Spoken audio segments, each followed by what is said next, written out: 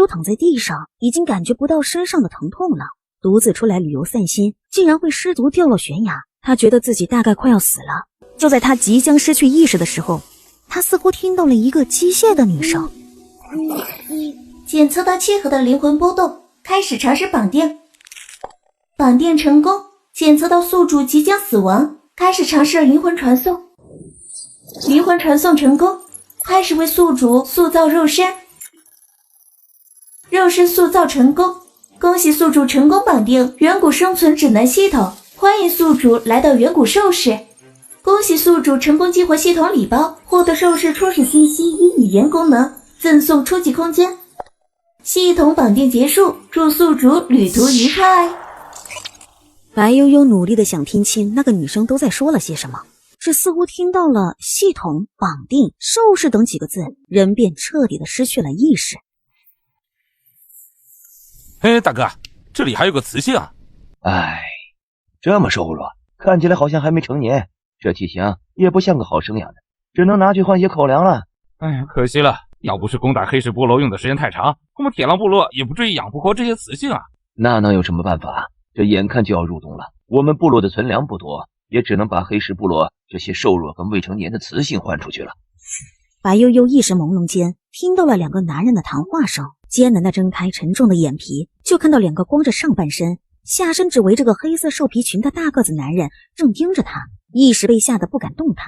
这长得倒是挺招人稀罕的，可惜太瘦弱，不然倒是可以留下做个共享伴侣。大哥，不如你我兄弟二人先用用。白悠悠听了这话，惊恐地看着两人，他这会儿已经模模糊糊想起了失去意识前的事儿，大致知道自己应该是遇到了点奇异的事儿，比如绑定系统、穿越时空。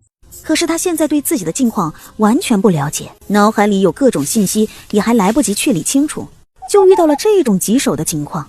你莫要有这种心思，战俘都是部落共享的，要是被玩坏了，是要被驱逐出部落的。我先送他去俘虏集中地方，你再搜索一下有没有漏下的雌性或者是别的东西。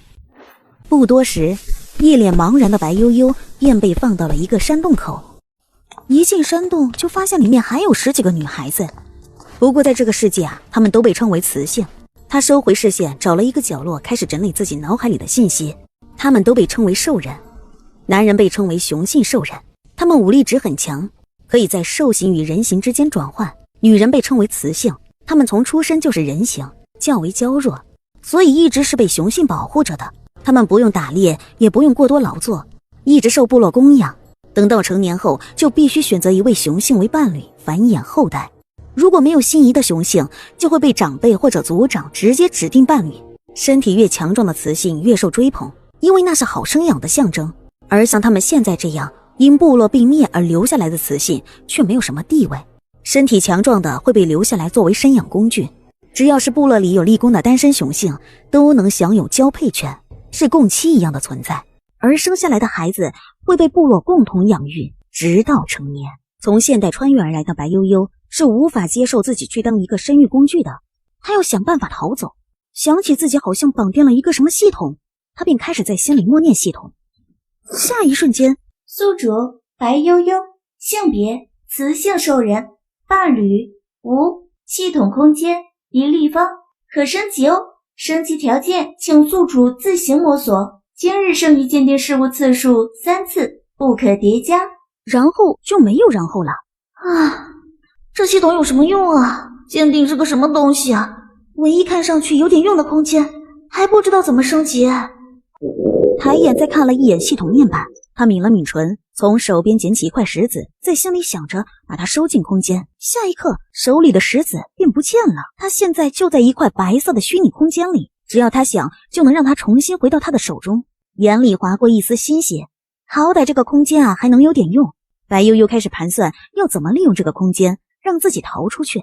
正想着，洞口就走进了几个强壮的男人，他们手里拿着一些食物，全是一些果子和生菜叶，分给他们后便离开了。白悠悠看着自己手里的青色果子跟几片青菜叶，有些想哭，咬了咬牙，便一口咬在了那个青色的果子上。他味觉受到了前所未有的摧残，没怎么敢咀嚼，便几口将果子吃了下去。转眼看了看手里的几片菜叶，便也放入了口中。预想的苦味没有出现，倒是有一点甜丝丝的味道，味道还挺像蓝心上的生菜的。立刻拿着这菜叶端详了起来，暗自想着要把这个菜给记下来，以后可以自己找来吃。可就在这个时候，是否鉴定此物品的属性与功能？宿主今日还有3次鉴定机会，请谨慎考虑。这会儿他才明白系统面板上的那个3次鉴定是什么意思。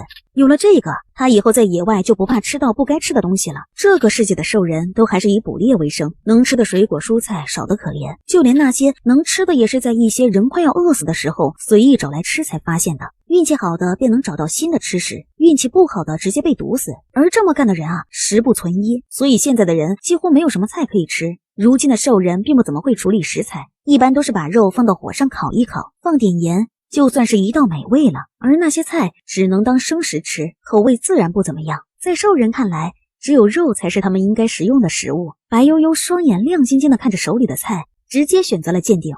大叶菜，无毒可食用，无副作用。随后，这个菜的所有信息、生长的模样就直接印在了白悠悠的脑海，只要他想，便随时可以回想起来使用。白悠悠惊喜的差点蹦起来，下一刻便想起了自己现在的处境。有了这个功能啊，以后只要他鉴定过的东西，他便能永远记得它的功效与作用。这简直就是野外生存的金手指啊！缓了缓情绪，白悠悠将手里的菜叶全部吃光，靠在石洞壁上，开始闭目养神，同时也开始想自己要如何逃走。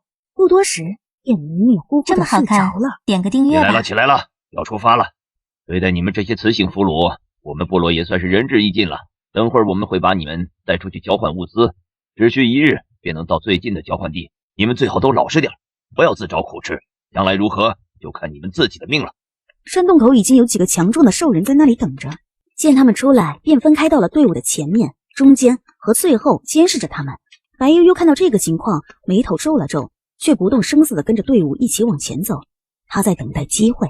雌性的身体素质本就不如雄性，更何况这群瘦弱的雌性没过多久便开始有3、3两两的雌性走不动了。商量了一下，便允许他们在原地休息，留给他的时间已经不多了。他走到一个稍微瘦弱一点的雄性兽人面前，一双眼睛泪汪汪地看着那个兽人。这位大哥，我有些内急，你能不能带我去方便一下？你跟我来。说完便直接朝着一个小树林走去。没走多久，那个兽人见外面的人应该听不到里面的动静了，才停下脚步，把视线放到了白悠悠的身上。你能不能先转过身去？你这样看着我，我怎么方便的出来？嘿嘿嘿，小雌性，现在就你我2人，你还装什么？难不成不是你故意勾引我过来的吗？是我勾引你来的又怎样？我是看上了哥哥的英武不凡，可是我都快要被换掉了，以后就再也见不着哥哥了。大部分兽人的头脑都不算特别聪明，做事一般都是靠武力解决，而这个兽人因着比别的兽人要矮小一些，从来没有被雌性这样夸过，一时便高兴的有些找不到北了。你这是想跟着我做我的伴侣？我吃的不多，你这么厉害，一定能养活我的，能不能不要把我换掉啊？在雄性的眼中，雌性都是娇弱没有战斗力的，更何况是个两手空空的小雌性。这个兽人对白悠悠根本就没有一点防备，见白悠悠靠近他，只以为白悠悠是想勾引他，让他同意留下他当伴侣，便大咧咧地站在那里，等着小雌性的讨好，并且已经有些蠢蠢欲动了。你好高啊，能不能蹲下来点儿？兽人被白悠悠完全挑起了欲望，闻言没有多想，坐到了地上。白悠悠忍着恶心，小手有些微微颤抖，咬了咬牙，让自己别慌。就在兽人眯着眼想享受白悠悠接下来的服务时，白悠悠突然从空间里取出那块石头拿到手里，只听砰的一声，那个兽人猛地瞪大双眼，下一刻便直直倒了下去。白悠悠不敢多停留，他拔腿便快速往树林里跑去。他不敢回头，就怕一回头就看见那个兽人正追在他身后。他现在只有一个想法，要跑得远远的，永远都不要再被这些兽人逮到，哪怕一辈子都一个人过，变成一个野人也无所谓。本集又结束了，我们下集再见喽。就这样边走边跑了一路，直到两腿发软再也无法继续的时候，发现自己现在正停在一处小溪边，捧起溪水便喝了起来。白悠悠从水里的倒影里看到了一点自己如今的模样，她现在的长相跟以前相差不大，这让她稍微松了一口气。她不敢再多停留，选了一个方向便继续走了下去。她又累又饿，可是她不敢就这样倒下。她好不容易才跑出来，她不甘心就这样认命。不知又走了多久，眼前出现了几棵果树，看上去好像很好吃的样子。当把果子送到嘴边的时候，才想起野外的东西是不能乱吃的，在心里默念鉴定。黄金果有毒不可食用，果汁可驱虫，可掩盖气味。白悠悠瞬间萎靡了下去，但还是摘了很多放到了自己的空间里，毕竟可以驱虫，可以掩盖气味，她晚上可能用得上。忍着脚上的疼痛继续往前走，没走几步，突然有什么东西砸了一下她的脑袋，就看到一只松鼠一样的东西正在树枝上啃着什么东西，想要继续走。下一刻像是反应过来什么似的，动物能吃，那人应该也能吃才对，直接便从地上找了一根断裂的树枝，开始用力的打树上的果子。不一会儿，地上就掉落了不少，捡起一颗果子，黑栗子无毒可食用，无副作用。立马就把果子放到嘴里咬开，果肉香甜，跟他以前吃过的板栗很像，如果煮熟了一定会更好吃。等他吃饱的时候，继续拍打树上的黑栗子，等将自己能打下来的黑栗子全都打下来后，他才停了下来，将所有黑栗子全收到了空间里面。预估了一下，应该没有2斤重，毕竟手里有了一点存粮，不用再担心下一顿吃什么了。白悠悠才继续往前走，他需要尽快找一处可以藏身的地方。天色越来越暗，丛林里也开始传出各种野兽的叫声。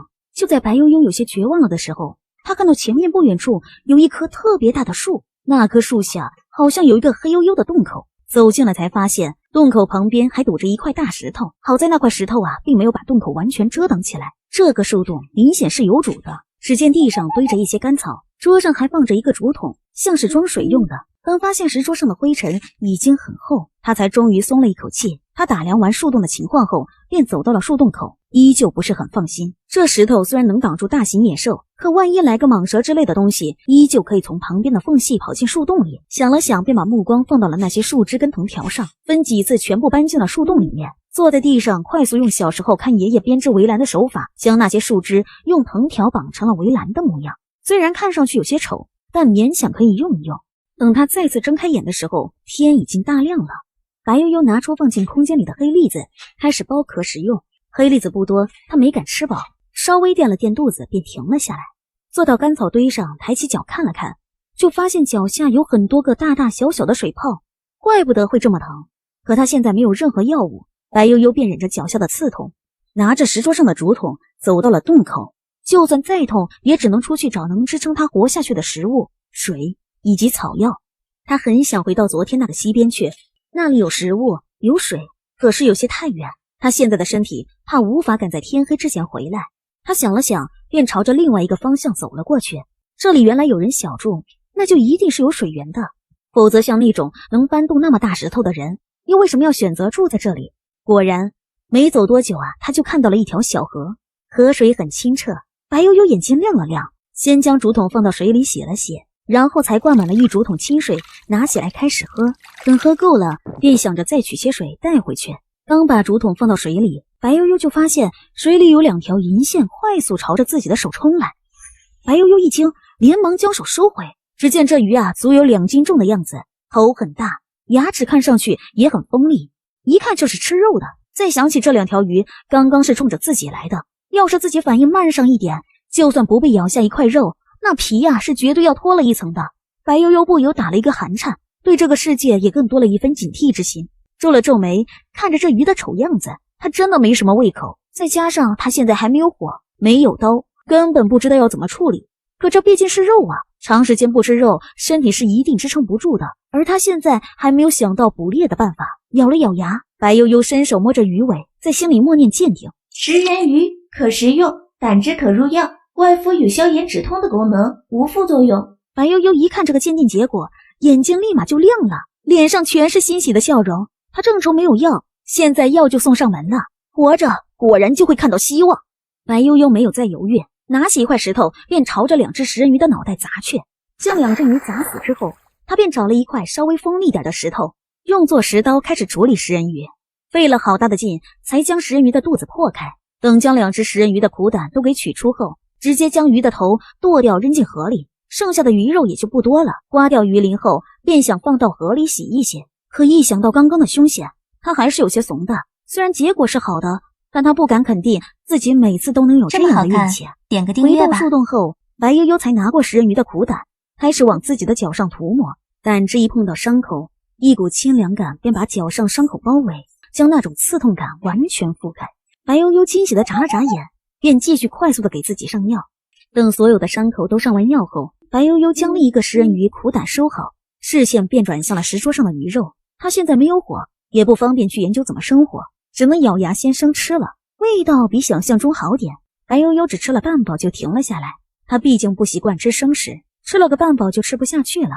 将剩下的鱼收好，又喝了一口水，便再次回到干草堆上休息。浑身疲惫的他不多时便再次睡了过去。可还没睡过多久，他就被树洞口的动静给吵醒了。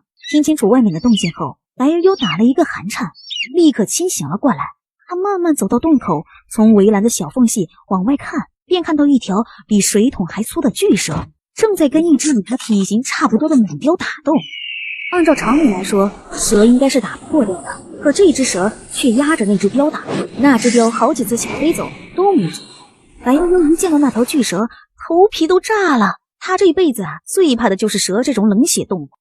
他一个没站稳，差点摔倒在地上，在心里给自己打气，那条蛇应该没有发现我又在洞口弄了黄金果的果汁隐藏气味，应该不会被发现的。这么安慰着自己，白悠悠鼓足勇气再向外看去，便发现外面的打斗已经结束了，而他也刚好对上了那条巨蛇的视线。这时候他发现那条蛇的两只眼睛竟然不是一个颜色，看上去显得有些妖异。但此时的白悠悠已经被吓傻了，甚至忘记了呼吸。就在他以为那只巨蛇可能会冲过来吃了他的时候，那只蛇却移开了视线，用尾巴缠着地上已经死去的大雕，快速的离开了这里。只是在离开之前还回头看了白悠悠的方向一眼，吓得原本松了一口气的白悠悠差点没晕过去。等巨蛇走后，白悠悠便开始快速的收拾自己的东西，将鱼肉鱼苦胆收好，又把剩下的黑栗子也给收了起来。他要离开这里，虽然很舍不得，但是他没有别的办法。他现在已经被一只大蛇盯上了，之所以现在不吃它，大概是因为有那只大雕已经够了。可等到那只大蛇再饿的时候，指不定就会找上他。他可不想给那只蛇当储备粮，便快速的打开围栏，出了树洞，朝着那只蛇相反的方向走去。他却没有发现，明明已经离开的巨蛇，此时却正趴在离他不远的地方，两只异色的眼睛正一瞬不瞬的看着他，几乎没有眨眼。白悠悠走了没多久，就有些后悔，觉得自己应该明日再走。那只巨蛇已经有了那么大的猎物，一时半会儿应该也不会再饿，而他的脚还没有好，回是不可能再回去了。他便咬着牙继续往前走，想着能尽快再找一个可以藏身的地方。不知是老天听到了他的祈求，他竟然真的看到了一个山洞。只是这个山洞很奇怪，洞口非常的光滑。白悠悠探头向里面张望了一下，仔细听了听，没有听到任何动静。他便大着胆子走了进去，刚走到最里面，他的瞳孔就是一缩，只见山洞的地面上正躺着一具大雕的尸体，正是当时跟巨蛇打斗的那只大雕。白悠悠只觉得后背冷汗都出来了，他本来是想逃跑躲开巨蛇，没想到却跑进了巨蛇的老窝。此时他也终于明白洞口为什么那么光滑了，有那么大一条蛇来回爬动，能不光滑吗？他觉得有些腿软，却不敢停留，转身就想跑，却撞入了一个坚硬的怀抱，想要退后，却被一双粗壮有力的胳膊搂进了怀抱。怕什么？知道撞到的是个人后，他稍微好受了点，抬头看向这个比自己高出很多的人，比白悠悠见过的所有兽人都要强壮，五官轮廓分明而深邃，薄唇轻抿，显得有些性感。可这都不是重点，重点是他有着两只不同颜色的瞳孔，目光里带着一些野性。白悠悠想到这个世界的设定，再看了看这个雄性兽人的瞳孔，嘴唇颤了颤。你是刚才那条大蛇？没错，我叫鲁修，你以后可以叫我阿修。眯了眯眼，眼里闪过一丝疯狂之色，却很快掩饰了下去。无主的小雌性，以后你便是我的了。啊，你可不可以放了我？我是不小心走进来的。鲁修闻言眉头皱了皱，他没有要放人的意思，反而将人搂得更紧了些。一次是不小心，两次也是不小心吗？先是入了我的树洞，现在又进了我的山洞，说明你本该就是我的小雌性。又哄道：以后我会养你的，你放心啊。我虽然是个流浪兽人，但是我很强壮，我会让你吃饱，并保护你的安全。等把白悠悠上下看仔细了后，而你只需要跟着我，做我的小雌性。白悠悠听了鲁修的话，没有丝毫心血，反而怕得往后缩了缩，却无法撼动圈着自己的胳膊分毫。他没想到自己刚出狼窝就落入了蛇口，他最怕蛇了。本集又结束了，我们下集再见喽。小雌性很漂亮，虽然瘦弱了些，但多养养也就是了。虽然不知道这么珍贵的雌性怎么会一人流落在此，还这么狼狈，只当是兽神送给他的惊喜。在这个世界，像他这种有着跟别的兽人不同特征的兽人，被称作不祥兽人，会被部落驱逐出去，变成流浪兽人。他们没有权利拥有自己的雌性，就算去交换都不行，因为在兽人眼中，他们是不祥的，生出的后代也有可能会不祥。看了看怀里小雌性的反应，鲁修觉得小雌性之所以会这么怕他，一定是因为他是个流浪兽人的原因。流浪兽人因没有自己的雌性，每年的发情期都会很难熬，所以就会出现流浪兽人强抢部落雌性的情况。虽然部落里的雌性都被保护得很好，流浪兽人一般情况下都是有去无回，但总会有例外发生。而大部分流浪兽人抢到雌性之后，发情期到了巅峰，便很难控制自己，而雌性是娇弱的，被抢回来的小雌性都已经被折腾的只剩下半条命，甚至是直接死亡。鲁修想到这里皱了皱眉，小雌性，你不用那么怕我，我跟别的流浪兽人不一样，我会把你养到成年，等你到了发情期，我再跟你交配生子，你不用担心我会伤害你。白悠悠听了这话，连恐惧都忘了，脸唰一下就红了。他哪里有听过这么露骨的话呀？白悠悠知道自己现在反抗估计没用，说不定还会激怒对方，就想着反正这人现在不会伤害自己，不如先假意答应，等找到机会再逃跑。白悠悠就对着鲁修轻轻点了点头。鲁修见白悠悠同意了，眼里全是惊喜之意，直接将人抱着往山洞最里面走。第一次被异性这样亲热的抱着，白悠悠浑身有些僵硬，等被放到石床上的时候，都还有些没有回过神。鲁修并没有注意白悠悠的情绪，在他看来，白悠悠已经同意当他的小雌性了，那便是他的伴侣了。鲁修蹲下身，将白悠悠的草鞋给脱了下来。从白悠悠走路的样子，他大概能猜到白悠悠脚上有伤，却没想到会这么严重。抬眼看了白悠悠一眼，我去给你找点药。这个可以用，是我以前部落的人发现的。兽人都是不吃鱼的，因为以前有人饿极了，有尝试着吃过，只觉得又苦又腥，不小心还会被卡到，便没有再打过鱼的主意，自然也就认不得鱼的苦胆。真的能用吗？鲁修看着手里这黑乎乎的东西，闻了闻，还有一股怪味。白悠悠见他不信，便将食人鱼苦胆拿了回来，戳破一个小洞，自己开始小心的上药。鲁修见他这样，便想帮忙，却被白悠悠拒绝了。这么好看，点个订阅吧。还是我自己来吧，你不用管我。药就这么点了，要是被这5大3粗的糙汉子给弄没了，他可没处哭去。看白悠悠用这药，并没有什么不对。我去洞口处理一下食物，你有事叫我。就扭头向地上的那只大雕走去。小雌性不怎么能吃生食，并且每日要吃2、3顿饭，否则就会虚弱，甚至是饿死。他现在最重要的是先养好脚伤。鲁修现在并没有要伤害他的意思，他也不着急立刻逃跑。来到洞口，鲁修便开始拔大雕的羽毛。以前他都是连皮一起撕掉的，但是现在不行，他得给自己的小雌性做一个可以过冬的床铺。他必须抓紧时间，在入冬前给自己的小雌性准备足够过冬的食物、皮毛还有柴火之类。白悠悠擦好药之后，见鲁修一直没有回来，想了想，便往石床里面靠了靠，不多时便靠着石壁睡着了。等鲁修收拾好大雕肉回到洞里的时候，就发现白悠悠早已经睡着了。他看向白悠悠的眼神逐渐变得柔和。他出生时因双瞳颜色不一，便被认定是不祥兽人，还年幼的他直接被扔出了部落。之所以能够活下来，全是因为作为蛇类兽人，吃饱一顿可以管很久，而他的母亲一有机会就会偷偷给他送食物。后来他渐渐长大，也能自己抓一点小动物吃了。原本以为日子会慢慢好起来，可是就在他10岁的时候，发生了一次兽潮。从那以后，他的母亲便再也没有出现过，可能是死了，也可能是跟着部落一起搬走了。当时还年幼的他无法寻找，他很孤独，也很难过。可唯一能做的就是听母亲的话，好好活下去。这么多年，他一直都是一个人，虽然已经习惯了这样的生活，却依然会觉得寂寞。如今看着睡着的白悠悠，他才有了一种家的感觉，在心里暗暗发誓，一定要抓更多的猎物给自己的小雌性。别的雌性有的东西，他的小雌性一样也不能少。他没有去吵醒白悠悠，而是从一个简易的木箱里拿出了一块兽皮，给白悠悠盖上，然后转身出了山洞。睡着的白悠悠是被烤肉的香气唤醒的。不是让你有事叫我吗？你这脚最近可不能下地了啊！乐呵呵的把人放到一块石头上坐好。哎，你等一下，肉马上就烤好了。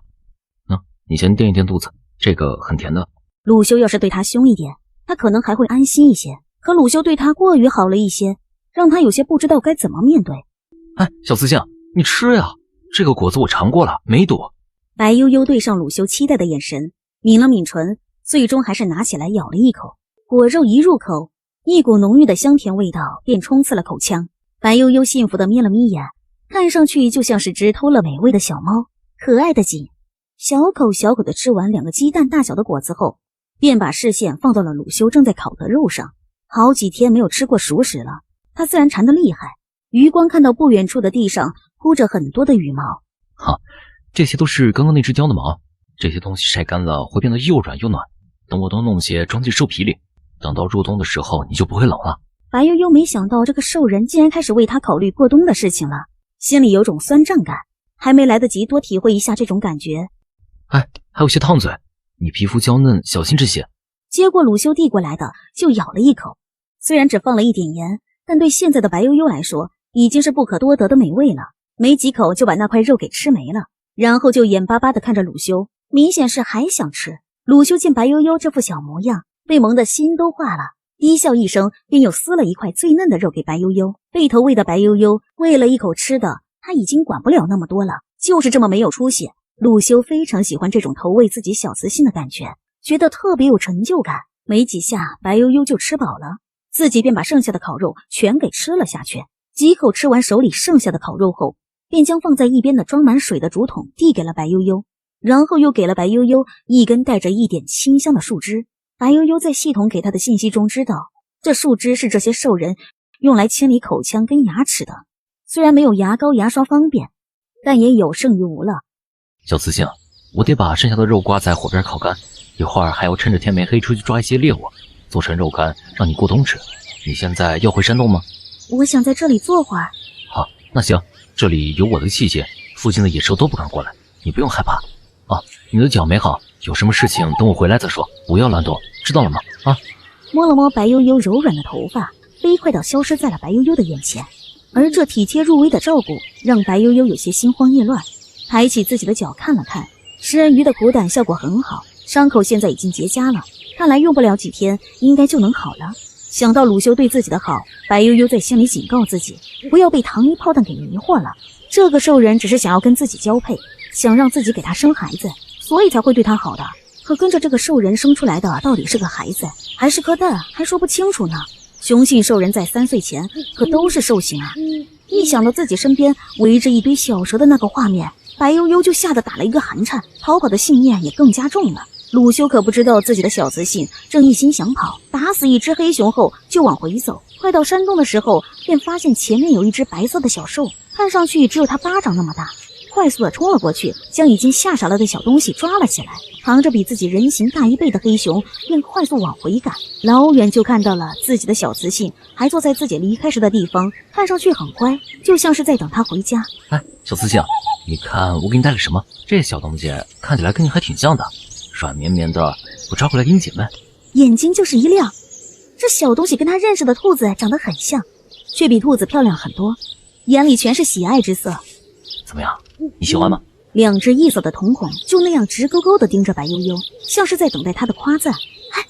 这个小兽叫什么名字？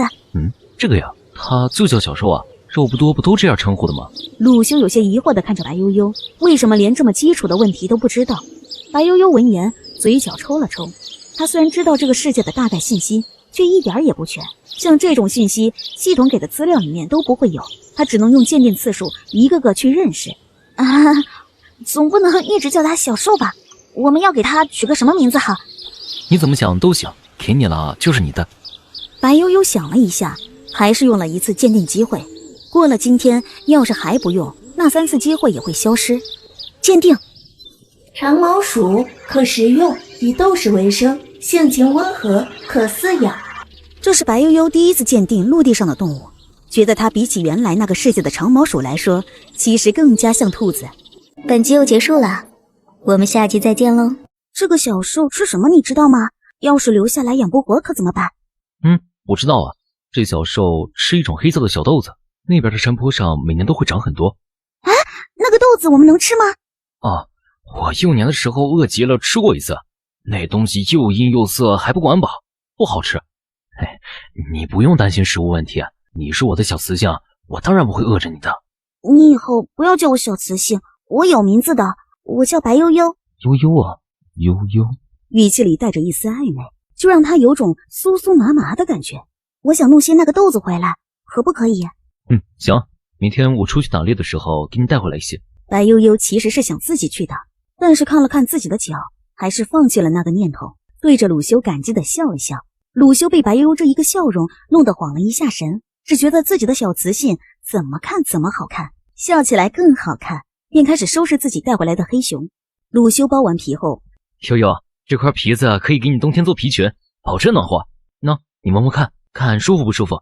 要是不喜欢，我明天再给你找别的。心里有一丝悸动，却很快被自己压了下去。他是要离开的，并且想快点离开，不然根本没有时间给自己准备过冬的食物和寻找能够躲避野兽过冬的地方。入手光滑柔软，白悠悠有些爱不释手。现在还不能用，等我给你处理好了，就可以给你做皮裙了。抱着那只长毛鼠，轻轻点了点头。鲁修得到了白悠悠肯定的回答后，便去处理黑熊的肉了。他得把这些肉都给处理了，然后烤干。这个世界的冬日有3个月的样子，他虽然吃得多，但是他不动弹的情况下，一个冬日只吃6、7餐就行了。所以他以前过冬从来没有准备过太多的食物，而现在他得给白悠悠准备3个月的口粮。白悠悠还不能吃太多的生食，他还得去准备柴火，还得在山洞旁边开个烤肉的洞，要不然等到冬日的时候，山洞口一堵，就不能在里面烤肉了，否则能把白悠悠呛死。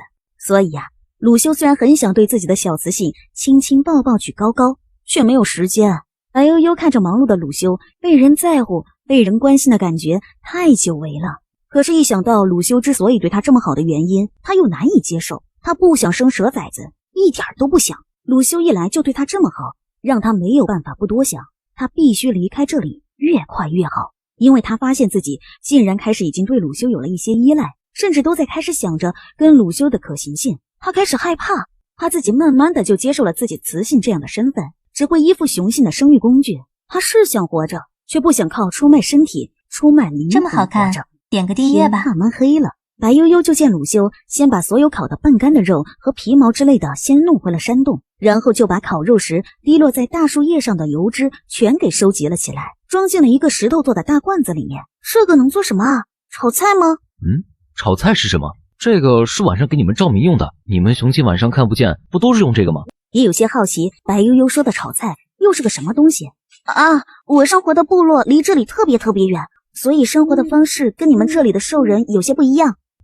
悠悠，我一直没问你，像你这样珍贵的小雌性，为什么会独自出现在这里？白悠悠这边还在想要怎么自圆其说时，就见鲁修看他的眼神越来越亮。悠悠，你是兽神带来的，对不对啊？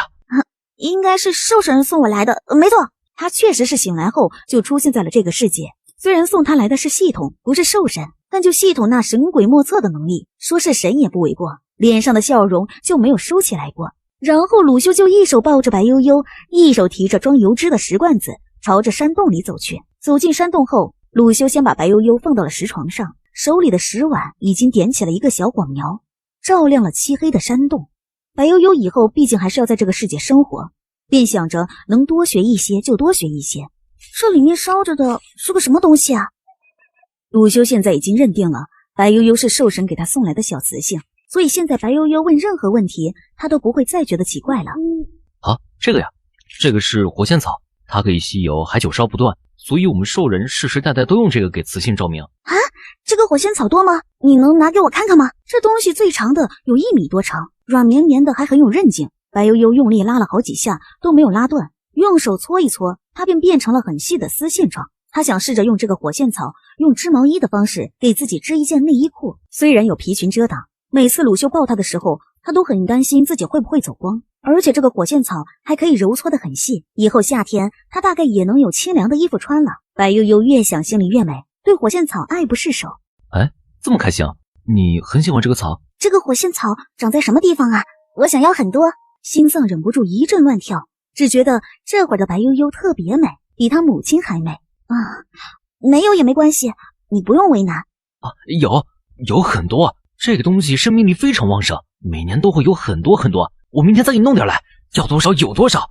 白悠悠突然觉得自己好像有些过分，这才多久啊？他又是要豆子，又是要火线草的。鲁修白天还要因为他做很多事情，可他却没有办法给鲁修想要的。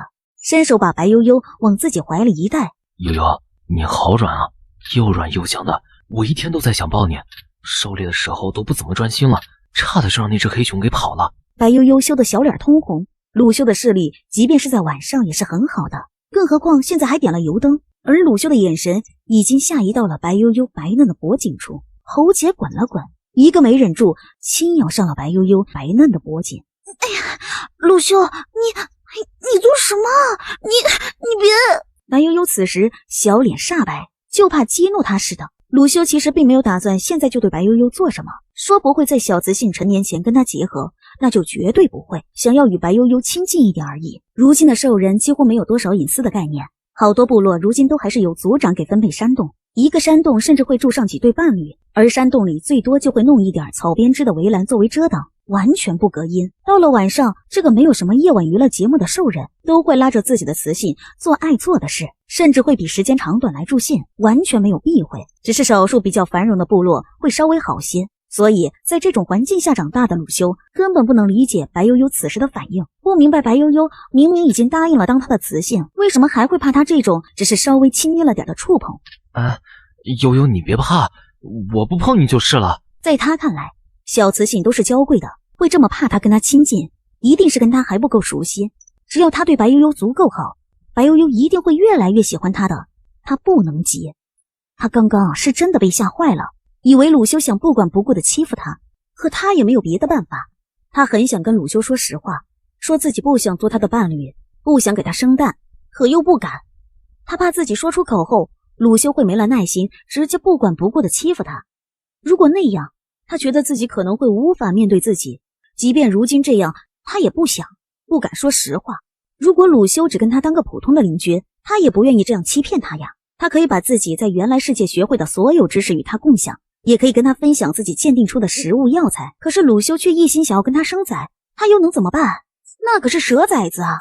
白悠悠越想越委屈，也越来越心酸，暗暗决定等脚一好就尽快离开。而这段时间尽力不吃白食，把自己会的鉴定出来的食物都与鲁修共享，眼神闪了闪，想起了这人好像一直挂着大家伙到处乱跑。他脸红了红，犹豫了一下，决定给鲁修织几条短裤好了，就当是报答鲁修对他的照顾了。两人各怀心事，不多时白悠悠就睡着了。如今天气渐渐转凉，出于本能的便往热源处靠，浑身暖乎乎的。鲁修察觉到有东西在往自己身上靠，低头看了看自己怀里的人，嘴角翘起，偷摸摸的在白悠悠的头顶上蹭了蹭，然后便满足的闭上了眼。第二日，白悠悠迷迷糊糊一睁眼，而自己的胳膊正搂在人家腰上，最可耻的是他竟然还把腿搭在人家的大腿上，整个人跟个八爪鱼似的趴着人家。想想自己昨天晚上推拒人家亲近的举动，再看看自己现在这又当又立的样子，白悠悠只想去死一死，脸色爆红。鲁修一定还没醒，只要自己闪得够快，就没人会知道他真丢脸的事儿。可当他小心翼翼抬头往上看的时候，便直接对上了鲁修似笑非笑的目光。鲁修，你别误会啊，我只是睡相不好，我没想占你便宜。鲁修早就醒了，在察觉到白悠悠快醒的时候，便立马收回了自己搂着人的手，做出一副是白悠悠先动手的模样。悠悠，你这说的是什么话呀？怎么就是占便宜了？我是你的雄将，我全身上下哪里都能碰得呀。白悠悠真的服了，这远古兽人说话的方式真的是句句都是骚话，问题是人家说的还那么理直气壮，还搞得他好像多矫情似的。扭头看着鲁修，刚想说点什么，余光无意中瞟到了一处，等反应过来自己看到的是个啥后，他惊愕地抬头看着一脸无辜的鲁修，下意识地往后缩了缩，脸上的表情很是难言。还有些在状况外的鲁修疑惑地低头看了看自己，便知道白悠悠为什么是这副表情了。这能怪他吗？正是血气方刚的年龄，这些情况本就正常。搂了白悠悠半宿，他要是没点表示，还算是个正常的雄性兽人吗？心虚的摸了摸鼻子，这都是雄性兽人的正常反应啊。悠悠，你别害怕。哎呀，我是上过生理课的好吗？需要你来解释吗？讲道理啊，这是人类该有的身体结构吗？好吧，就算你是兽人，你好歹也带了个人字吧？你怎么这样？科学吗？有想过你未来伴侣的感受吗？忍不住又瞟了一眼，抿了抿唇，他怕自己说多错多，还是少说些话的好。反正自己是要离开的，与其担心鲁修未来的伴侣呀，还不如多担心一下自己以后要怎么在这个远古兽世生存下去。等把白悠悠安置好了，他才开始点火烤肉。白悠悠以为鲁修会用最原始的钻木取火法，却发现鲁修竟直接拿出2块黑色的石头，火苗就烧了起来。火石？他还一直在为生火烦恼呢，以为要钻木取火，已经做好了双手起泡的准备，却没想到这个世界竟然有火石，那他以后生活可就简单的多了。本集又结束了，我们下集再见喽。没用多久，鲁修便把肉给烤好了，依旧跟昨天一样，先投喂了白悠悠，在确定他吃饱后，自己才将剩下的肉给吃了下去。做好一切后，就把长毛兽放到白悠悠的怀里，让他解闷。悠悠，我去打猎了，回来就给你带火仙草跟黑豆。你的脚还没有好，尽量不要下地走啊，有事儿等我回来再说，明白吗？等鲁修离开后，白悠悠从空间里把那日剩下的鱼肉拿了出来，想着应该不能吃了，得处理掉。结果鱼拿出来后，他就发现他把鱼放进去的时候是什么样，拿出来还是什么样，根本就没有坏。他没想到这个空间竟然还能保鲜，如果这样的话，那他以后就不用担心食物会变质了。唯一遗憾的是，这个空间只有1立方，如果用来储存过冬的食物，根本就不够用。虽然系统面板上显示了可以升级，但是却没有告知他升级的条件，这就让人很恼火了。犹豫了一下，白悠悠最终还是把鱼又放回了系统空间，想看看再放个几日会不会有什么变化。做完这些，白悠悠就把目光放到了打火石上，小心翼翼地走到了鲁修放打火石的地方，拿起打火石便开始尝试自己生火，最终成功地将干草给点燃了。白悠悠以前很喜欢看一些野外生存节目，有火就能取暖，能做熟食，甚至可以预防一些野兽。从鲁修带回来的一些野兽，白悠悠差不多已经知道这个世界的危险程度了，他甚至有了一些胆怯。一想到跟着鲁修就要生一窝蛇，他就觉得那下场应该不会比直接死亡好多少。时间过得很快，白悠悠可不知道，他就研究了一下空间，研究了一下起火，小半天就已经过去了。而鲁修也回来了，他一手扛着猎物，一手提着一大捆火线草，脖子上挂着个不知道用什么动物的皮做的袋子，一看就装了不少东西。鲁修，那里面是黑豆吗？鲁修闻言没有答话，然后把所有的东西都放好后，才来到白悠悠身边。他蹲下身，拿起白悠悠的脚，解开脚上的小兽皮毛，仔细看了看，发现并没有变严重后，脸色才稍微好了一些。不是不让你下地吗？万一又弄伤了怎么办呀？白悠悠闻言一时有些语塞，鲁修对他太好了些，不管鲁修对他好的目的是什么，他都不能否认鲁修算是这个世界上至今为止对他最好的人，面面俱到，呵护备至。悠悠，你别误会，我没有怪你的意思，我只是担心你的脚伤。那悠悠，你看，我已经把你要的东西都拿回来了，火仙草需要先晒一晒才能用，这黑豆直接喂给小兽。白悠悠听了这话，立马打开兽皮袋，想看看这黑豆长什么样，到底能不能吃。可最先入眼的却是几块像木板一样的东西，他有些疑惑地拿了出来。这么好看，点个订阅吧。这是什么啊？这个就是做鞋底的树芯。你看，这个有一点点弹性，但却很结实，有这个以后你就不怕磨脚了。自己也捏了捏，果然就跟鲁修说的一样，非常适合做鞋垫。直接在心里默念鉴定。青椒树树心，树心不可食用，树果果汁有去油去污的功效。青椒树的样子与用处便出现在了白悠悠的脑海。去油去污，那不就可以当洗衣液和洗洁精了吗？他没想到自己竟然误打误撞解决了以后的清洗问题。这个世界的兽人主食都是肉，肉的油污很难清洗，大部分兽人和雌性都是先用泥土搓一搓，然后直接用水清洗，而那些用兽皮做的衣物、被子之类的东西更是洗不干净，常年都有一股怪味。这些日子，白悠悠对自己身上的味道嫌弃的不行，现在终于找到解决的办法了，他怎么可能不高兴？鲁修当然也感觉到了白悠悠情绪的变化，母亲当年跟他说的果然没错，雌性都是喜爱这些的，以后一定要给自己的小雌性做很多好看好用的东西才行。鲁修的母亲在鲁修年幼的时候可是教过很多鲁修这个世界的常识，但是一个雌性能教的毕竟有限，眼界也很有限，像雄性兽人捕猎方面的能力，鲁修的母亲是没法教的，全都靠鲁修自己琢磨尝试，好几次都差点殒灭，好在如今的鲁修已经长成了。悠悠，你先拿着黑豆喂小兽玩，我去把鞋给你做好，很快的。抓起那个所谓的黑豆一看，才发现这跟自己想的很不一样。他本以为这黑豆应该是原来世界黄豆一样的东西，却没想到这黑豆竟然有大拇指那么大，也不是纯黑色，而是黑褐色，硬得跟石头似的，便想着先喂给长毛鼠吃点，看看里面是啥样。结果一扭头才发现长毛鼠已经不见了。鲁修见白悠悠的反应，笑了笑哄道：跑了就跑了呗，你要是喜欢，晚点出去再给你抓一只，可以吗？不用了，他现在连自己都养不活，哪有那个精力去养宠物啊？其实我也不是特别喜欢，我就说想看看这个黑豆长什么模样，你不用管我，只在心里暗暗想着在离开之前一定要做点什么，报答鲁修这几日的细心照顾。鲁修闻言点了点头，便开始忙自己的事情，将视线放回到黑豆上，便直接在心里默念：坚定。黑豆无毒可食用，无副作用。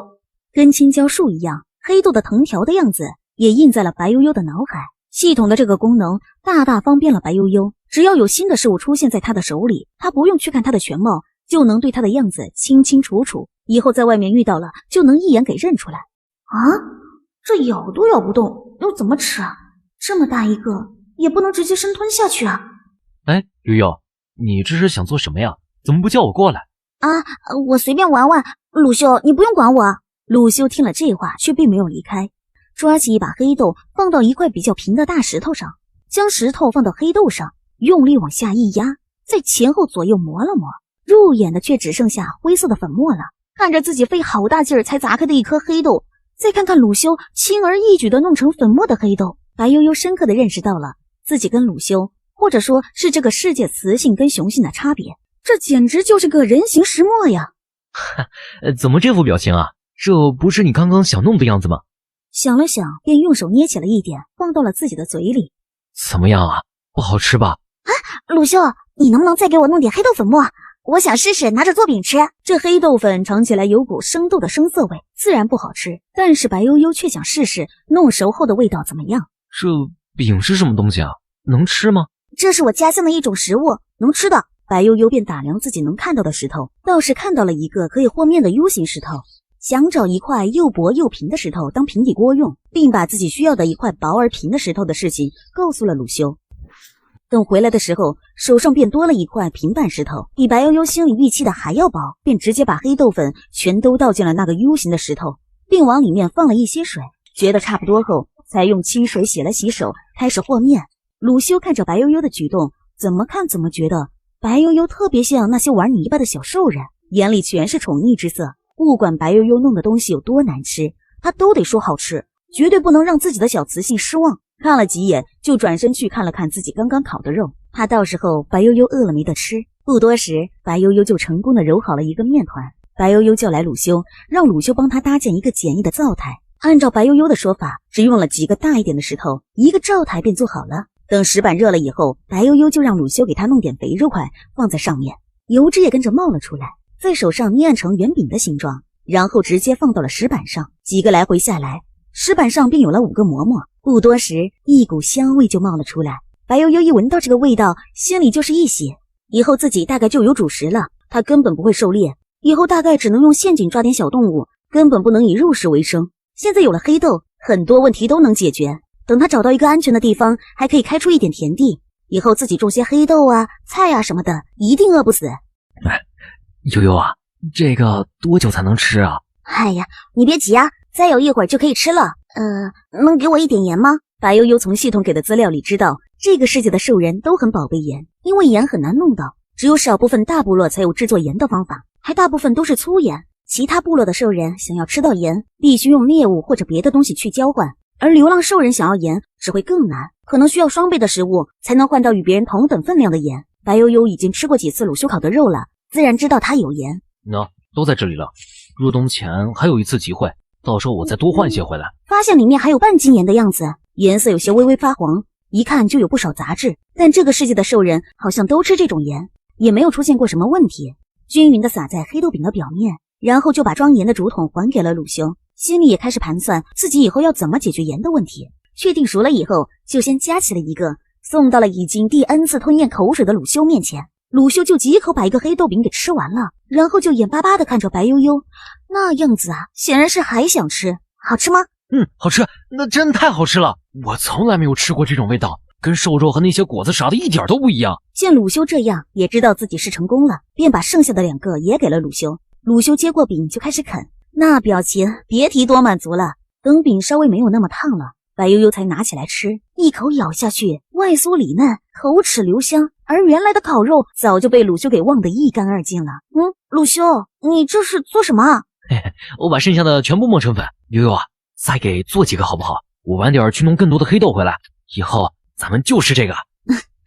多弄点好的，以后都可以吃，但也不能只吃这个，不然会营养不均衡。悠悠说的没问题，以后我们换着吃。白悠悠听着鲁修一口一个我们，心里有些发虚。那我再给你做些，你看着点，以后自己也可以做。白悠悠想着鲁修这么喜欢，等他离开了，鲁修也能自己做来吃。今天第一次看到鲁修敞开吃的模样，一时被鲁修的胃口给惊到了。不是，悠悠，我们蛇类兽人的饭量是大了些，但是一顿饱饭可以管几天不饿的，如果不动弹，就是10几天不吃东西也都没关系。所以啊，你可千万不要担心我吃太多养不活你。那你入冬后要冬眠进食吗？当然要进食了，兽人会保留一些原始的习惯，但跟未开智的野兽还是有很多区别的。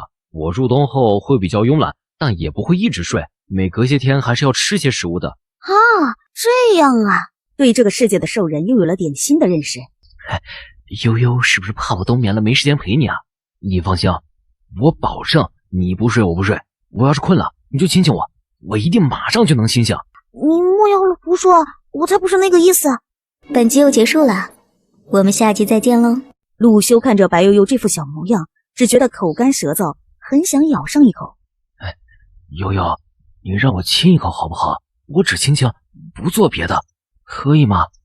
白悠悠闻言脸更红了，一路红到了耳尖，她身子微微颤了颤，本能的就想往后退，可鲁修的动作却比他快多了。他还没来得及动，鲁修就自己欺压了过来，将他牢牢地束缚在他的怀里。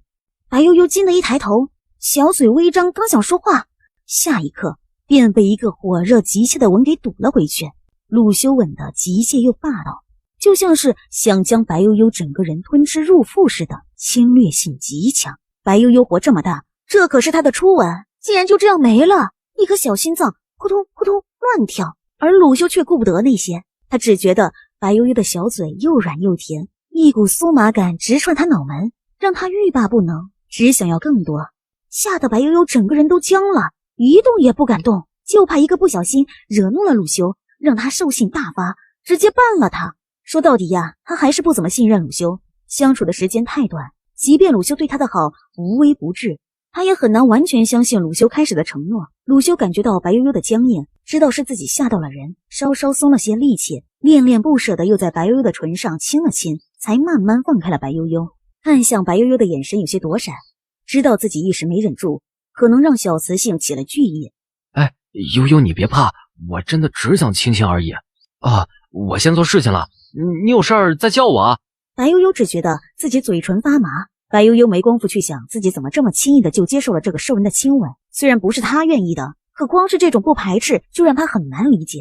听了鲁修的话，他不由松了一口气，但是想要离开的心却越来越强烈。他有种预感，如果再这样下去，可能会有很可怕的事情发生。他现在不光是不信任鲁修，从刚刚的事情后，他已经开始不相信自己了。从来没有人像鲁修对他这样好过，他怕他自己一个没忍住就被鲁修给迷惑了，到时候说不定就真的给人当了小媳妇儿，生一窝蛇崽子。这都不是重点，重点是他能不能有机会生蛇崽子都是个严峻的问题。光鲁修那尺寸，他光想想都能吓死。白悠悠意识到自己在想着什么的时候，脸红了又白，白了又红，在心里暗骂了自己一句，便抬头若无其事地对鲁修说道：“好的，你去忙吧。”鲁修仔细打量了白悠悠几眼，发现她虽然有些不自在，却不像多生气的样子，就乐颠颠地忙自己的事去了。点个订阅吧。而白悠悠也没闲着，拿了几根粗细差不多的树条，试了一下坚硬程度后，便开始撕扯树条面上的树皮。要织毛衣，得有织毛衣的直针，现在没有铁丝之类的东西，他只能找东西代替了。没过多久，他就弄好了10来根，不过还不能直接拿来用，得放到水里泡一泡，要不然没有韧性，很容易就会断了。就在这个时候，鲁修拿着做好的鞋走了过来。那悠悠要试一下吗？白悠悠此时面对鲁修还有一些不自在，而鲁修却跟个没事人一样，这让白悠悠不得不佩服兽人的脸皮厚度。那试一下吧。说着就想接过鞋子自己穿，可鲁修却没有给他这个机会，直接蹲下身便往上套。鞋很合脚，鞋底也被修得很平整，有一张兽皮隔着，不会有任何硌脚的感觉。轻轻在地上踩了一下，竟然有以前穿的泡沫棉鞋的感觉。鲁修，这鞋穿着可真舒服。你喜欢就好，等天再凉些，我再给你做双更厚的。白悠悠听了这话却没有接，眼神微闪，看了看穿在脚上的鞋。鲁修，这座鞋底的树上有结果子吗？白悠悠可没忘了洗洁精，想着自己脚快好了，最近就把自己能教会鲁修的东西尽力都教给他，这样可以让鲁修以后的食物种类更多些，日子更加滋润一些，就算是还了一点这几日鲁修的照顾之情了。有啊，颜色黄黄的，还很香，可惜不能吃，味道还很差，吃了会口吐白沫，腹痛难忍。你吃过？怎么这么清楚啊？小肉饿极了就尝过一口，不过发现味道不好就没吃了。鲁修说的轻松，白悠悠却听得有些心酸，不用问都知道鲁修小时候的日子得有多难了。那个果子不能吃，但是可以清洗污垢，你要是有时间可以带些回来，我教你怎么用。悠悠，你可真神奇啊，懂得真多。白悠悠被夸得有些心虚，他懂得可一点都不多，好多知识都是在一些节目上学的，还没有应用过。对这个植物的认知更是全靠系统，否则呀，他可没有鲁修那个胆子敢去直接咬一口。这都是我家乡的人都知道的事情，没什么神奇了。你看我对你们这里的一些常识就不是很清楚。鲁修听了这话，觉得有些道理，只是在心里对白悠悠的家乡更加好奇了些。鲁修又陪白悠悠说了几句话后，就去处理今天带回来的野兽肉了，还有去皮毛。没多久就处理得井井有条，交代了白悠悠几句，就拿着几个没什么毛的兽皮袋子出了门。再次回来的时候，身上的兽皮袋子就都变得鼓鼓囊囊的了，里面全都是黑豆跟青椒果。鲁修放下兽皮袋后，没说两句话就又走了。白悠悠吞咽了一口唾沫，看着面前的黑豆跟青椒果，久久回不了神。早知道啊，他前面还在为自己过冬的口粮发愁呢，如今自己面前这几袋子黑豆，他就是吃2个月也吃不完啊。摇了摇头，让自己清醒点，这都不是他的，这都是鲁修的，他不能动这种心思。拿过一颗闻了闻，确实就像鲁修说的一样，有股香甜味。如果在饿极了的情况下，他可能会忍不住咬上一口的。果子捣碎后，除去果肉，就是有些黏腻汁水，颜色偏黄。想了想，便弄了一点在手上，然后给自己倒了一点点水，来回搓揉了几下，就开始出现泡沫。见到泡沫后，白悠悠才松了一口气。白悠悠试验完后，便没有再去弄青椒果，看了一眼被鲁修忘了一干二净的烤肉，想了想，便把它拿了过来，放在一块石板上。然后拿过鲁修用过的那把石刀，开始费力的切块。石刀自然没有他以前用的菜刀锋利，所以切起肉来很是费劲。等白悠悠把肉都切好了以后，天已经快要黑了，而鲁修却还没有回来。白悠悠不免有些担心，但一想到鲁修自己独自生活了那么多年，实力又那么强大，应该不会有什么问题。从空间里面拿出了一点黑栗子，想着给鲁修做个黑栗子炖肉，多让鲁修尝尝别的食物。他现在就想多给鲁修点什么，这样他心里的亏欠就会少一些。把黑栗子的壳剥掉后，白悠悠便将那个揉面的石头洗干净，移到了火上。鲁修给他做的鞋真的很软和，根本不会伤到已经结痂了的脚。肉是烤过的，所以不用再煎一遍。等水一开，白悠悠便直接把肉给倒了进去，想了想，又放了一点黑豆进去，想看看能不能煮烂。至于黑栗子就不急了，这东西啊很容易就能煮熟，他怕煮成烂泥就没法吃了。没过多久，里面就传出了一股浓浓的肉香，还有一点点别的味道，那应该是黑豆的味道。又等了会儿，白悠悠估摸着差不多了，才将黑栗子放进了石锅里。没多久，一股夹着栗子香味的炖肉香味便传了出来，口水差点没掉下来。转身拿过鲁修留下来的盐，只往里面放了一点点，因为鲁修烤肉的时候都会放一点盐，他也不想放多了浪费。眼看肉汤要好了，鲁修却迟迟不归。白悠悠此时是真的有些着急了，就算他现在去找，也分不清鲁修在哪个方向，根本无法寻找。白悠悠确信鲁修一定是遇到了什么事了，否则以鲁修对他的在意，不可能让他独自等待这么久。白悠悠努力让自己平静下来，鲁修很厉害，他不用过度紧张。就在白悠悠为难的时候，鲁修回来了。鲁修老远就闻到了一股从来没有闻到过的香味。哎，什么味道这么香？悠悠，你在做什么呀？白悠悠一听到鲁修的声音，整个人都精神了。可当目光落到鲁修的身上时，脸上那点喜悦瞬间就淡了。只见鲁修的左胳膊上有着一个血淋淋的半米长伤口，而鲁修就跟不知道疼一样，右手还提着2个大袋子，里面装的是鼓鼓囊囊的。你的脚还没有好呢，莫要乱动。白悠悠一听这话，鼻子就是一酸。他这点伤跟鲁修的比起来算什么？你这是怎么回事？怎么伤这么严重？鲁修抬起右手擦了擦白悠悠的眼泪，原本还觉得有些疼的伤口，瞬间一点疼都感觉不到了。他母亲可是跟他说过，一个雌性如果在你受伤的时候流眼泪，那就说明他是在乎你的，那你就一定要对他加倍的好。悠悠，你是在关心我吗？白悠悠听了这话，直接就点了点头。他发誓，他要是知道自己这一点头在鲁修的眼里就等同于表白的话，他绝对不会把头点得那么干脆。低头吻了吻白悠悠的脸颊。这个世界上除了我的母亲，你是唯一一个关心我的人，你真好，我以后一定会对你很好很好，我一定会给你抓最肥美的猎物，用最漂亮的皮毛给你做皮裙，别的雌性有的你都会有的，别的雌性没有的我也会努力给你弄来。你还没说你这是怎么弄的？怎么伤得这么重？遇到了其他部落的雄性兽人，他们在我身上闻到了你的味道，以为我抢了其他部落的雌性，便围攻我。我这些都是小伤，他们估计没个几十日很难再出来狩猎了。哼，就他们那个样子怎么可能打得过我呀？要不是因为他们有6、7个人，我能瞬间打倒他们。感觉是自己害了鲁修受伤的，如果不是因为他，那些兽人也就不会攻击鲁修了。与此同时，他对鲁修的实力又有了新的认知，明日要让鲁修再带他去一下那个树洞旁的小河，去那里再弄些食人鱼的苦胆，给鲁修治伤的同时，还可以教鲁修取苦胆入药，还能做些鱼干，自己也可以弄些放到空间里面，给自己存些储备粮。悠悠，你在想什么呢？说着指了指还在不断往外冒着香气的零食石锅，问道：哎，那里面到底是什么呀？怎么这么香啊？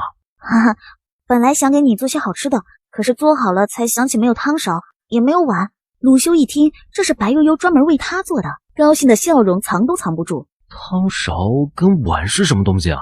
长什么样？你跟我说，我马上想办法。白悠悠看了一眼鲁修的伤口，有些犹豫。哎，这些小伤不碍事儿，只是一些皮外伤而已，我随便弄些草药，过不了多久就好了。我以前……怕吓到白悠悠，便直接闭嘴换了话题。你就说长什么样子，其他的你都不用操心。白悠悠本想问问鲁修以前怎么了，但一想到他小小年纪就得在这个吃人的地方独自生存，也就觉得自己不需要多问，想想也就知道了，便收回思绪，直接将自己需要的东西大概样子给鲁修说了一遍。鲁修听后想了想，便进了山洞，不多时手里便拿着一些东西走了出来。喏，这里有一些兽类的头盖骨，跟你说的碗挺像的，而且特别结实。可是你说的汤勺，我一时想不出来要怎么弄啊。本集又结束了，我们下集再见喽。白悠悠也不嫌弃，拿起那几个头盖骨看了看，选了一个最小的拿到手里，加一根木棒，完全可以先拿来当汤勺用。让鲁修帮自己把头盖骨的边上弄2个小洞，然后找了一根差不多粗的木棒，再将木棒陷进去，一个简易的汤勺就做好了。你看，这就差不多了，你把它们洗干净就可以吃了。用这个洗，看看能不能洗干净。好奇的闻了闻，便闻出了这是青椒果的味道，直接拿着东西去干活了。不一会儿，鲁修就拿着被洗得干干净净的头盖骨回来了。哇，悠悠，你可太厉害了，这个清洗东西也太厉害了，真的太厉害了。行了，别夸了，我给你盛一碗，你先尝尝看好不好吃。你小心点，可别烫。汤汁入口，鲁修的眼睛立刻就亮了，来不及说其他的，直接快速吃了起来。白悠悠看了鲁修几眼，眼里有了一些他自己都没察觉的宠溺笑意，给自己盛了一碗。他先夹起一块肉，不知道是因为野生瘦肉的原因，还是因为白悠悠的心理作用，明明没有用什么调料的肉，吃起来竟然特别的鲜美，爽滑可口，肥而不腻，一入口就停不下来。也怪不得鲁修吃的那么急，那么香了。再尝了一下黑豆跟黑栗子，黑栗子跟他想象中的味道差不多，黑豆混着肉一起煮烂后，虽然没有黑栗子好吃，却有种独特的味道。要是让白悠悠选，他自然更愿意煎饼吃，可是他的体力没办法跟鲁修比，以后大概只能退而求其次了。点个白订阅吧。悠悠还没吃两口，鲁修一碗就已经见底了，想要再要，却想起了自己白天跟白悠悠说的，他一顿吃饱可以管好几天的话，一时有些踌躇不前，怕白悠悠嫌弃他吃得多。白悠悠余光发现了鲁修的神色，还有这么多呢，我又吃不了多少，你多吃点啊。说着瞄了一眼鲁修胳膊的伤，继续说道：吃饱了就别干活了，早些休息，明日早点带我去那个树洞旁的小河那边，我给你弄些我用过的那个药，那样好得快。心里暖暖的，他很是迷恋被白悠悠关心在乎的感觉，只让他想把这个人永远留在身边，捧在手里，给他自己能给的一切。好，我听悠悠的。哎，悠悠，这里面的黑豆我认识，可另外一个是什么呀？你从哪里弄来的？鲁修可不知道他有空间，他也没想过要告诉鲁修，可现在要怎么说呢？鲁修见白悠悠似乎有些为难的样子。悠悠，不是跟你说了吗？你脚还没有好，不能随便乱走吗？就算现在有新鞋了，那也不行。白悠悠听了这话，嘴角抽了抽，只觉得自己真的白担心了。就鲁修这一根筋，每次你都不用找借口，他都能自己帮你找到理由。这是我以前找到的，藏在离这里不远的地方。今天感觉脚不疼了，就想着去拿回来给你尝尝。鲁修自然不会怀疑什么，现在心里美得不行，只觉得自己现在的日子才算是有了奔头，不像以前无人牵挂他，他亦无人可牵挂。两人将剩余的肉汤全给吃完了，便直接回了山洞休息。怕自己晚上睡相不好会碰到鲁修的胳膊，便坚持要在石床中间放2块大石头作为分界线。鲁修自然是不愿意的。白悠悠睡着后，鲁修很想把石头搬来，最终因怕明早白悠悠醒来后会生气，只得作罢。第二天一大早便去了白悠悠最开始住的那个树洞。哎，悠悠，来这条河边能找到药吗？这里面的食人鱼可是好东西呢，它的苦胆呀就是治疗外伤的药啊。不光如此，它的肉也很好吃，可以煮肉汤，也可以烤着吃，晒干了还可以煎着吃。鲁修听白悠悠说了一堆的吃法，口水都快流出来了。至于上面说的药用，早就被他抛到了脑后了。这河里的鱼太多了，牙齿又特别厉害，我在水里不怎么好对付它们呀。我早有准备。说着便找了一根结实木棒，把肉绑紧。哎，你一会儿别出声，我教你钓鱼啊。因兽人都不吃鱼的原因，食人鱼在这里几乎没有天敌，所以有点泛滥成灾的意思。凡是有食人鱼的河里面，别的鱼类都少得可怜。白悠悠根本没等多久，就有食人鱼对着那块肉冲了过来。哎，悠悠，你可真聪明，竟然能想到这样的办法。来，你歇着，我来弄。把木棒交给了鲁修后，自己就拿着石刀去处理食人鱼了。一条鱼还没处理好，鲁修就又弄上来了一条。就这样，一个处理，一个钓鱼，两人配合得很有默契。不多时，先等一下，我先给你上点药。你看你这伤口都有点发炎了。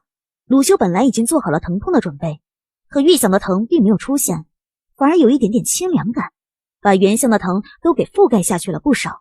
鲁修以前用那些药草的时候，效果没多少不说，还疼得不行，弄得他受点小伤，根本就不想用药，直接用身体硬扛过去。怎么也没想到这东西能有这样的效果。你怎么这样看着我？悠悠，你是不是巫师啊？在这个世界上，巫师是部落里很尊贵的存在，即便是族长见了巫师也得以礼相待，而一些小的部落根本就没有条件拥有巫师。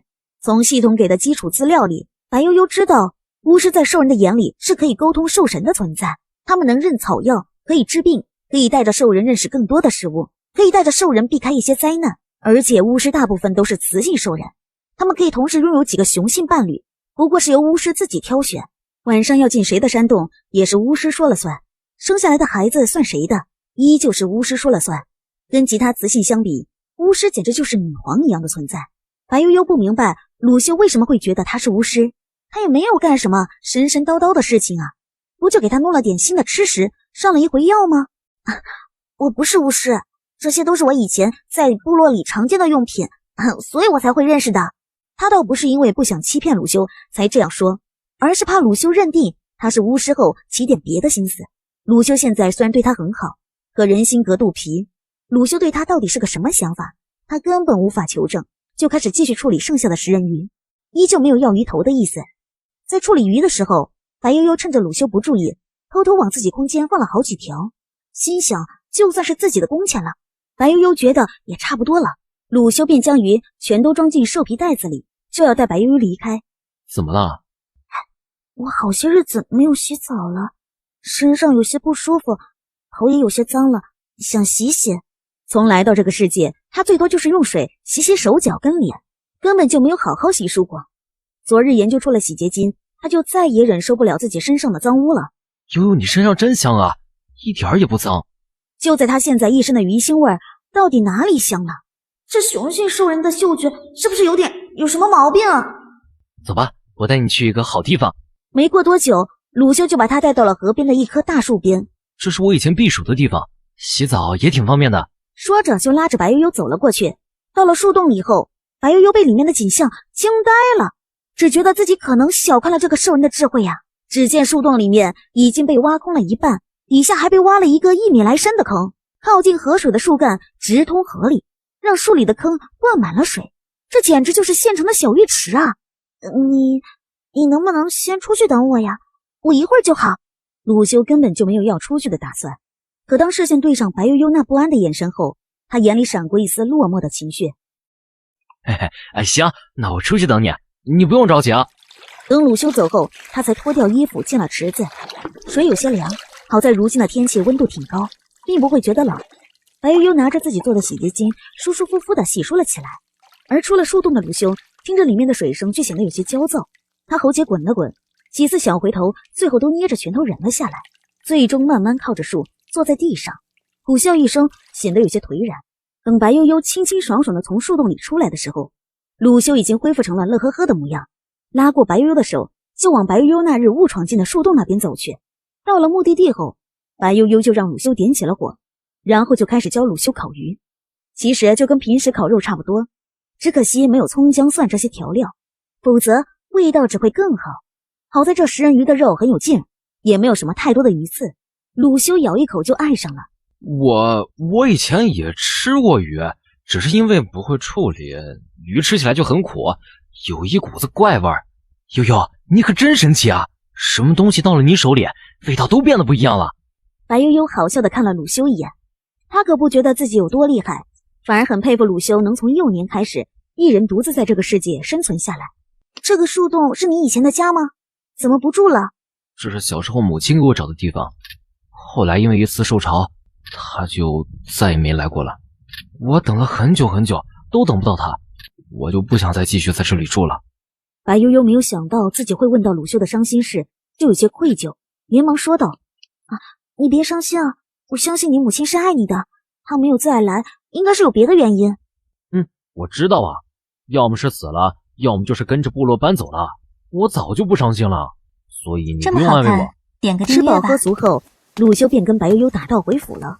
回去的路上，白悠悠边走边看，就想看看还能不能发现点别的食物，要是有菜就更好了。所以当他看到了蘑菇后，整个人便显得有些兴奋，蹲下身来就想采蘑菇，却被鲁修制止了。悠悠，这种东西有毒，不能吃，会死的。你怎么知道？白悠悠自然知道有些蘑菇是有毒的，可他有系统，有毒没毒摸一摸不就知道了。不过他有些疑惑，鲁修是怎么知道的？他难道吃过？母亲以前跟我说过，长这样的东西都不能吃，会被毒死。大概猜到以前一定有兽人吃到了毒蘑菇，然后就有了蘑菇都不能吃的说法。你放心，我不会乱吃东西的。这种东西叫蘑菇，它的种类很多很多，有的有毒，有的却很好吃。鲁修听了这话还是有些不放心，可一想到白悠悠知道的事情确实比他多，便没有再拒绝，只想着到时候自己先吃，就算有毒也毒不到白悠悠。见鲁修松口了，便迫不及待地采了一个有黑边的蘑菇放在手里，鉴定黑边菇有毒不可食用。瘪瘪嘴将蘑菇扔回了地上。有毒的不能吃。本集又结束了，我们下集再见喽。嘿嘿，悠悠不用难过，我们的食物还很多，就算他不能吃，我也不会饿着你的。鲁修是不缺食物，可是他缺呀，而且让他一直吃同样的食物，他也做不到啊。可是这些他都不能跟鲁修说，只能自己憋着。又走了一会儿，白悠悠一路都走得挺慢的，就怕错过了什么可以吃的东西。当目光落在了一片红伞伞上时，他根本就没觉得那东西能吃。可是当他走了几米远后，最终还是倒退了回来，不为别的，只因为他今天还有2次机会没用，不用也是浪费，干脆试试。而且这个蘑菇也不是白杆杆，人家淡黄色的杆杆，万一能吃呢？白悠悠采了一个蘑菇放在手里，这蘑菇挺大的，伞面竟然比白悠悠的手还大点，心中默念鉴定。红皮菇无毒可食用，无副作用。白悠悠来回看了几眼，最终确定自己确实没有看错，这玩意儿竟然真的可以吃。哎，鲁修，这个可以吃的，这里有好多，我们快弄回去，晒干了也能吃。说着看了一眼鲁修身上的东西，心虚的摸了摸鼻子。鲁修，要不你先把东西送回去再来吧，反正这里离山洞不远，又不会有什么危险。鲁修闻言觉得有道理，便点了点头，一个闪身便消失在了白悠悠的面前。白悠悠只觉得面前一阵风吹过，反应过来的时候已经看不到鲁修的人影了。他艰难地咽了口口水，心想就这速度，他要是想跑，必须得有个万全的准备，否则自己还没走多远呢，人家不一会儿就给追上了。想想那个场面，白悠悠不由得打了一个寒颤。现在也不是想那些的时候，白悠悠蹲下身就开始采蘑菇，边采还边往自己空间里放一部分做存粮。只可惜他的空间实在太小了，只放了一些鱼，一些黑栗子、黑豆，现在还没放多少红皮菇呢，就已经快满了。能不能告诉他一下这个空间到底要怎么升级？可惜直到鲁修都回来了，系统也没有搭理过白悠悠的祈祷。鲁修，快来装蘑菇，晚上给你做瘦肉炖蘑菇哦。拿起兽皮袋子就开始往里面装。等白悠悠跟鲁修回到石洞的时候，太阳都快下山了，白悠悠便直接开始准备晚饭，让鲁修切了一些肥瘦相间的瘦肉，自己则开始处理带回来的红皮菇。这东西不晾晒干的话，很容易就坏了。白悠悠便把它弄到了一块比较通风的地面上，然后就拿了一些晚上要用的，其他的在晾干之前就不用管了。白悠悠先把水弄到了石锅里烧开，然后将肉放到石板上稍微的煎了一下，才放进烧开的水里，往里面抓了2把黑豆，就让鲁修把锅盖上，让它慢慢炖煮，然后才开始跟鲁修一起处理鱼。鲁修的盐不怎么多，把水弄成了盐水，把鱼一层一层的堆在一起腌制一晚上，明天就可以挂起来晾晒了。这样虽然不会有太多的咸味，但也有胜于无了。等一切处理好了后，锅里的肉也差不多了，白悠悠就直接把自己撕好的红皮菇给倒进了石锅里。不多时，一股蘑菇的清香就飘了出来。鲁修早就蹲在石锅边上等着了，原本就想着自己一定要吃第一口，确认无毒以后才能让白悠悠吃。可现在闻到这香味以后，他差不多已经确定这东西应该没毒了，哪有毒物可以这么香的？哎，悠悠，这个也好吃，你真的不是巫师吗？都跟你说了不是了，你怎么还问啊？不是自然最好，如果是的话，眼神里带着一些祈求，闷声说道。如果是的话，悠悠你可不可以不去别的部落，只当我一个人的雌性，我会对你好的，你相信我好不好？鲁修发现自己什么都没有，想要留住小雌性，除了向小雌性承诺会对她好之外，竟然就没有其他的了。可是即便这样，他也不想放手让白悠悠去别的部落。即便他知道一个巫师去了一个部落后会受到怎样的追捧，即便他知道那样会比跟着他流浪要好，他也自私的不想放手，从未想过能有机会拥有。一旦触摸到了，即便是粉身碎骨也想留下。白悠悠有些不敢看鲁修的眼神，他艰难的对着鲁修笑了笑，却没有直面回答鲁修的问题。鲁修，我都跟你说了，我真的不是巫师，我要是巫师的话，兽神怎么可能把我一个人扔到这里来呢？不管怎样，你不走就行。说着便没有再继续这个话题，3两下就把自己碗里的食物吃完了。等白悠悠吃饱后，鲁修便像以前一样，把白悠悠没有吃完的全给吃了，然后把收拾的事情大包大揽了起来。白悠悠回到山洞后，就直接奔着自己的目标火线草去了。现在火线草自己晒好了，他就想去研究一下做衣服的事情。哎，一盏灯你能看得见吗？你去休息吧，我帮你弄。这么早也睡不着，这个又不累人，就当娱乐活动了呀。鲁修经常听不懂白悠悠话里的意思。昨日只关心你的伤了，忘了问跟你打架的人不会再来找你麻烦吗？人家毕竟人多，你要不要走远点？鲁修眯了眯眼，眼神里闪过一丝犹豫，最后捏了捏拳才回道：他们没个几十天是无法再进入丛林的，到时候都入冬了，他们也不会再来了。嘿，更何况他们已经吃了那么大的亏，知道我的厉害后，他也不会再来了。一个小部落的青年本就不会太多，雌性跟幼崽都需要他们养活，要是都折在了我们这里，那不都亏了吗？所以悠悠你不必担心。鲁修还是你厉害呀！鲁修被夸得有些心虚了，傻笑了一声便收回了视线，手下的动作变得更快了些，一时没有接话。鲁修带回来的火仙草挺多的，一半都还没弄到的时候，白悠悠就已经困得不行了，可是他就想全弄完再睡啊。鲁修说了也不听，最后是被鲁修强行抱到石床上，才老实听话乖乖睡觉的。鲁修看了看缩成一团睡着的人，眼里全是汹涌的占有欲，却被很小心地隐藏了起来。虽然不知道白悠悠要做什么，但看他那么在意的样子，他便想着帮他弄完，让他高兴。第二日，白悠悠睡醒后就发现火线草已经被处理好了，外面的壳已经被鲁修扔到外面去烧火了，只剩下里面的线被放在了石桌上。白悠悠摸了摸石桌上的火线草，心里有些不太舒服。他眼神微闪，决定把计划的事情做完就这么好看，点个订阅吧。他真的不能再跟鲁修待在一起了，他觉得自己越来越不对劲了，竟然会开始在乎鲁修的情绪，在乎他的喜乐忧愁，会感动于鲁修对他的好。即便知道鲁修是为了跟自己生孩子才会这样，他还是无法做到无动于衷，这可不是什么好现象啊。说到底，他跟这些兽人是不一样的，他会付出感情，而这些兽人懂不懂什么是感情都很难说。他们选伴侣，雄性只看重雌性的生育能力，而雌性只看重雄性的捕猎能力，根本就没有谁会去考虑爱情，甚至都可能不知道爱情是个什么东西。所以他注定无法融入他们，也很难说服自己融入他们。压下自己的一切情绪，白悠悠出了山洞，就看到鲁修正在晾晒鱼，用的是他昨晚随便提了一嘴的方法，拿着比较有韧性的藤条直接穿过鱼身，每条藤条上都穿了4、5只鱼的样子，挂在外面看上去挺壮观的。悠悠，我给你做了饼，你吃下试试好不好吃。白悠悠闻言有些惊讶，没想到鲁修竟然就看了一次就学会了，便拿了一个饼尝了尝。鲁修，你要是喜欢吃这个饼，就多弄些回来，反正在外面久了也会坏掉。我也是这样想的，等我把鱼挂完就去。等鲁修收拾完出门的时候，太阳都已经出来了。白悠悠去看了看自己晾晒的蘑菇，见没有变少，就没有再搭理了。回到山洞里，拿了一些火线草跟自己做的钩线，便开始做贴身的衣物。火线草并不是就长成线的模样，它的表面是那种有些粗糙的毛壳，等把最外面的那点毛壳退掉，里面的就全是毛线一样的东西了。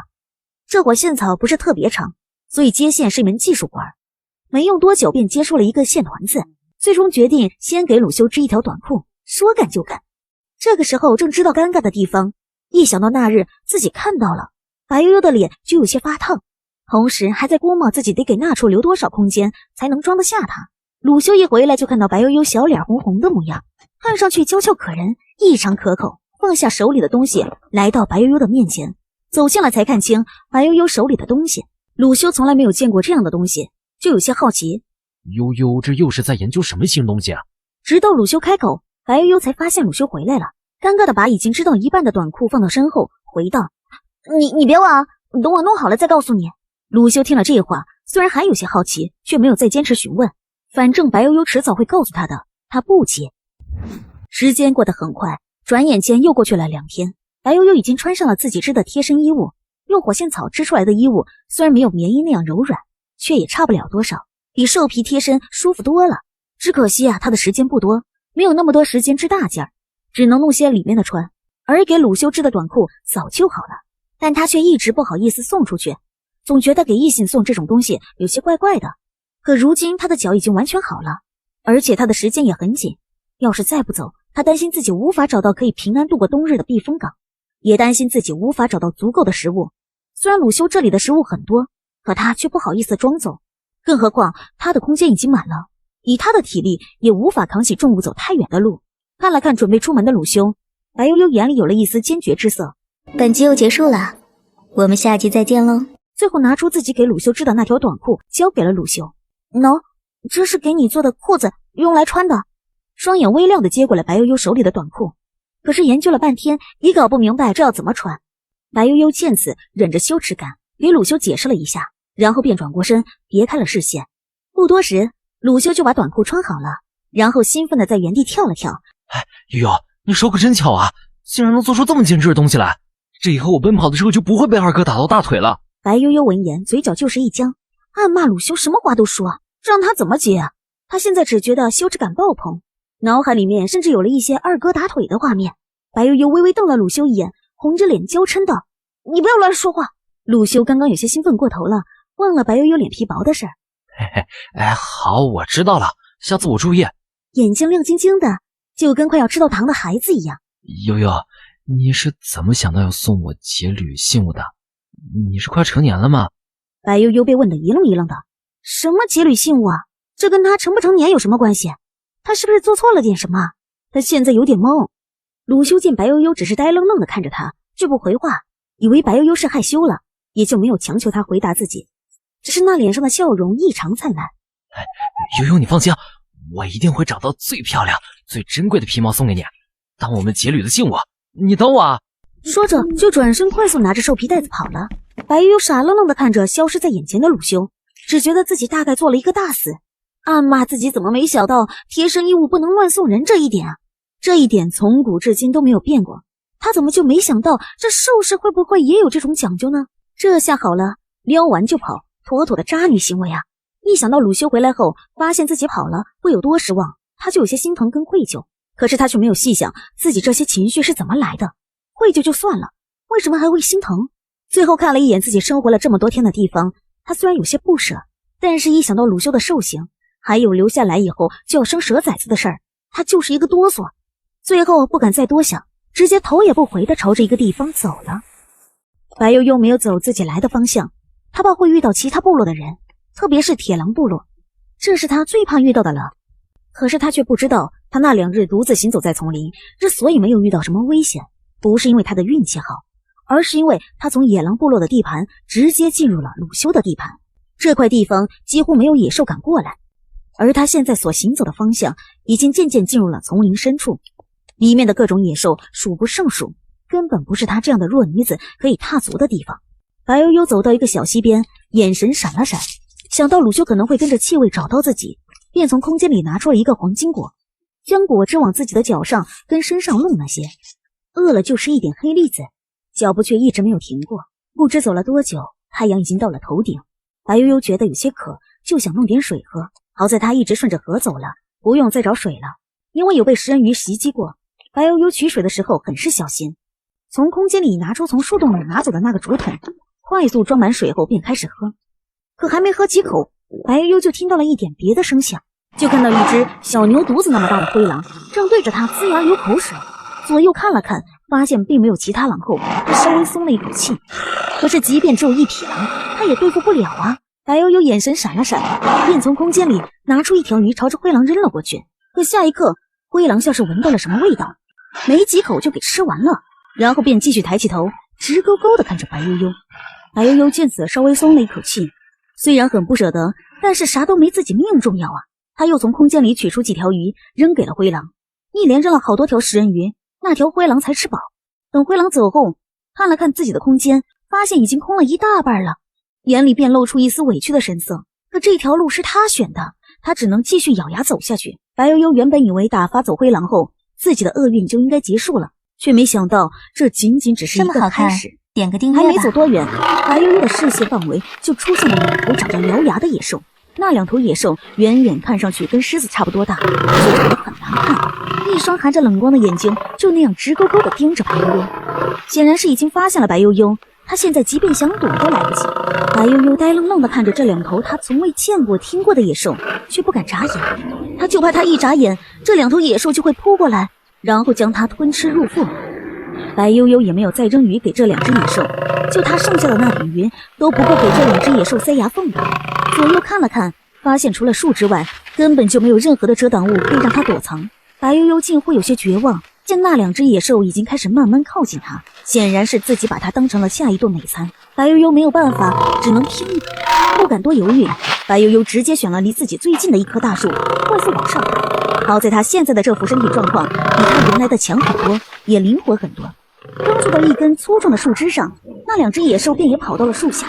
白悠悠往树下看了看，发现自己根本就估摸错了这2只野兽的大小。这2只野兽可比狮子大太多了，眼里爆发出嗜血的光芒，一前一后便开始撞击白悠悠所爬的这棵大树。白悠悠原本以为这2只野兽等一会儿就会自行离开，怎么也没想到他们会有这种操作呀！赶紧抱紧了大树的枝干，可那2只野兽就跟不知疲倦似的，一直来回的撞击，显然是不打算放过白悠悠了。白悠悠此时是真的绝望了，他不想死，更不想被2只野兽分食。光是想想那个画面，他就脊背发凉，身上冒出了一层层冷汗。白悠悠开始有些后悔了，后悔自己太小看了这个世界的危险程度，暗恨自己太年轻太冲动。原本以为自己有系统防护，在入冬前找到足够的食物躲起来，至少能苟活下去。如今看来是自己太异想天开，这个世界早就不是当初那个世界了，处处都是危险，一不留神就会送掉性命。原本以为自己是不怕的，可真的到了这一步，他才知道自己的弱小与胆怯。如果现在让他选，他情愿给鲁修当小媳妇，也不要被野兽吃掉。不管鲁修对他是什么心思，至少现在对他很好，并没有做出伤害他的事儿。跟着鲁修，就算真的要生蛇崽子，蛇崽子应该不至于真的伤害他这个母亲吧？只要压下心底的恐惧，怎么都不至于落到现在这副下场。而且他难道就真的可以做到一辈子一个人吗？人都是群居动物，他就真的不会寂寞，不会崩溃吗？要是真的要选一个人一起在这个世界生活下去，他还能遇到比鲁修更合适、对他更好的人吗？白悠悠越想越觉得自己当时就是被猪油蒙了心，不然为什么一心就想着要逃跑，一心就想着只要不给鲁修生蛋就行，却把这个世界的所有危险全都抛到了脑后。如今后悔也来不及了。突然的，在那2只野兽新一轮的撞击后，白悠悠听到了咔的一声，接着树就往一边倾倒了一些。白悠悠吓得尖叫一声，死死地抱着那节树干，就跟抱着最后的救命稻草一样。他闭着眼睛，不敢再往下看。他知道这棵树已经坚持不了多久了，而他已经没了任何反抗的办法，只能等着树木断裂，丧生兽口。时间一点点流逝，眼泪从白悠悠的眼角断断续续地滑落。树下的野兽还在不断的冲击，随着最后咔嚓一声响，这棵树终于坚持不住，朝着对面倒下去。白悠悠紧闭着眼睛，暗暗祈求各路神仙能让自己一定要直接摔死。他虽然想活，可一点都不想半死不活，更不愿意摔下去后活活被野兽咬死，更不愿意亲眼看着自己一点点被野兽分食。与其那样，真的不如直接死了干脆。可是预想中的结果并没有出现，腰间突然被什么东西紧紧缠住，紧接着白悠悠就听到了那2只野兽愤怒的吼声，跟另一种动物的嘶吼声跟嘶嘶声，很像蛇咬杏子的声音。白悠悠猛地睁开眼睛，低头看了看自己的腰间，只见自己正被一条粗壮的蛇尾缠着，半举在半空。白悠悠瞳孔一缩，浑身汗毛都竖了起来，眼里尽是惊恐之色。对蛇类的恐惧让他本能的颤抖，艰难的抬头看向前方，就见一条大蛇正在跟那2只野兽对峙。看到这个场面，白悠悠立刻就有了趁机逃跑的想法。他屏住呼吸，压下心里的恐惧，试探性的伸手想要挣脱蛇尾的钳制，却没能挣脱半分，反而是让大蛇回过头来看了他一眼。就那一眼，白悠悠整个人都僵在了那里。一双熟悉的异色瞳孔，虽看不清情绪，却完全表明了他的身份，那是鲁修。看惯了鲁修人形的白悠悠，这才想起鲁修的兽形是条巨蛇。白悠悠心虚的看了鲁修一眼，不知道自己现在该怎么面对鲁修。而兽形的鲁修只是看了一眼白悠悠，随后就用蛇尾小心翼翼的把白悠悠放到了另外一棵树上，接着就头也不回的对着那2只野兽愤怒的冲了出去。白悠悠这会儿也没心思想自己等会儿要怎么迎接鲁修的质问跟怒火了，他现在很担心鲁修会不会受伤。鲁修虽然很厉害，可那2只野兽看起来也很强的样子。可是接下来发生的事情让白悠悠目瞪口呆，突然觉得自己的担心真的很多余。只见鲁修先用蛇尾用力地对着一只野兽抽打了过去，只一个回合，那只野兽就被抽飞在地上吐鲜血，试探了几次都没能再爬起来。而另外一只野兽直接被鲁修快速缠绕咬了脖子，依旧没坚持过第一回合。短短几个呼吸的时间，2只凶残的野兽就这么被鲁修轻轻松松地解决了。本集又结束了，我们下集再见喽。白悠悠一直都知道鲁修很厉害，却没想到鲁修竟然这么厉害。他艰难地吞咽了一口口水，心里有些发怵，不知道自己要怎么承受鲁修的怒火。要是他现在跟鲁修认错，表示自己以后再也不逃跑了，来不来得及？更担心鲁修会不会因为生气就直接把他卖了，或者把他囚禁起来。白悠悠吓得脸都白了，看向鲁修的眼神里便多了一丝畏惧与躲闪。鲁修一回头就看到了白悠悠这个眼神，他缩了缩自己的大脑袋，将白悠悠从树上弄了下来，下一秒就变回了原始的模样。白悠悠全身僵硬的任由鲁修摆弄，却不敢抬头去看鲁修的表情。而鲁修却将白悠悠从头到尾的打量了一个遍，越看眉头皱的就越深，眼里闪过挫败的情绪，看上去很是难过。他闭了闭眼，眼下一切挫败的情绪，抬手摸了摸白悠悠挂着泪痕的脸颊，手都有些微微发抖。天知道他刚刚看到白悠悠跟树一起往地上落的时候，他有多害怕。到现在他都还很后怕，要是自己再来晚一点点，他的小雌性可能就没有了。光是想想那个可能，他就有些想要发狂。看了看白悠悠还在冒血珠子的胳膊，鲁修声音微颤，闷声说道：对不起啊，悠悠，是我不好，现在才找到你，害你受了这么多苦。点个订阅吧。还在等着鲁修的质问，想着要怎么承受鲁修怒火的白悠悠，一听到这话，整个人都懵了，惊愕的抬头看向鲁修，发现并没有他以为的气愤表情。鲁修的脸上眼里只有心疼和自责。白悠悠是真的有些懵啊，不明白鲁修为什么会是这个态度。他难道对他逃跑这件事一点都不在意，一点都不生气的吗？就算鲁修脾气好，真的不生气，那这自责是从何而来？你为什么要跟我说对不起？你都不生气的吗？鲁修听了这话僵了僵，却很快掩饰了过去，摇了摇头，做出一副不解的模样，说道：我为什么要生气啊？是我没有跟悠悠说清楚这里不能来，害得悠悠迷了路，也是我没能及时找到悠悠，害得悠悠受了这么多苦和惊吓。我有什么资格生气？悠悠，你别生我的气，我保证以后这样的事情不会再发生了，我保证以后我会保护好你，你别不要我好不好啊？只要白悠悠不离开，他可以什么都不计较。他怎么也没想到鲁修竟然是这样想的，竟然丝毫没有怀疑过他是要逃跑，只以为他是不小心迷了路，甚至是把所有的错都归结到了他自己的身上。白悠悠以为自己应该高兴了，至少这样自己就不用承受鲁修的怒火了，可是并没有。听了鲁修这番话的白悠悠并没有感觉到半分的轻松，反而觉得心里闷闷的异常难受。鲁修把他看得太重要，却把他自己的位置放得太卑微，这让他觉得自己根本就配不上鲁修的那一份纯粹的感情。更可笑的是，他竟然会觉得鲁修不懂得爱情，寻找伴侣只是为了生仔。像这种不管任何时候都把对方放在第一位的感情，即便不是爱情，也已经可贵到了超过了一切。即便是他曾经见过的最恩爱的情侣，也没谁能做到像鲁修这样毫无保留地将自己的所有捧给对方，只怕给对方少了一分，委屈了一分。白悠悠抿了抿唇，越想越觉得自己有些过分，眼泪珠子便也流了下来。在鲁修紧张的想要安慰的时候，白悠悠却直接扑进了鲁修的怀里。对不起，鲁修，我以后再也不乱跑了。第一次被投怀送抱的鲁修惊喜地将人往怀里带了带，可当目光落到白悠悠身上的擦伤后，又小心翼翼地松开了一些。不管白悠悠现在说的话是不是为了哄他，他都当他说的是真的，以后不会乱跑了。没事的，悠悠，以后你去哪里我都陪你去，悠悠不用怕。说着将目光落到了那2只兽尸上，眼睛眯了眯，一把将白悠悠单手抱起，让白悠悠搂着自己的脖子，然后用另外一只手拉着2只野兽的兽尾，直接拖着往回走。白悠悠一声不吭，搂着鲁修的脖子，将头靠在鲁修的肩膀上，任由鲁修抱着自己往回走。死里逃生的他只觉得安心，鲁修的速度很快，即便带着2兽1人，也只用了2个多小时就把白悠悠走来大半天的路程给走完了。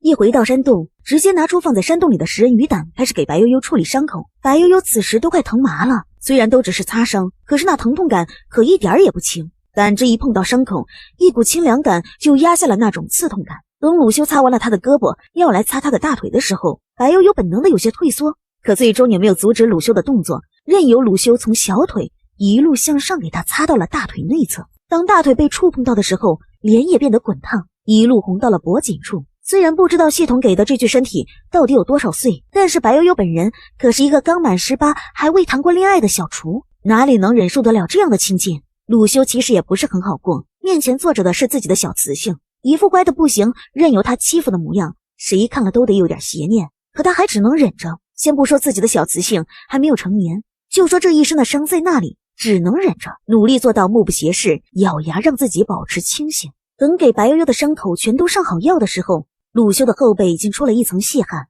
两人同时松了一口气。最终这种古怪的气氛被咕噜噜一声响给打破了。早些时候啊，他虽然有吃一些黑栗子，却因食物不多没敢往饱了吃，这会儿明显是已经饿了，没见肚子都已经开始唱空城计了吗？鲁修被白悠悠肚子这声响给唤回了神。悠悠，你坐会儿，我去给你弄些吃的。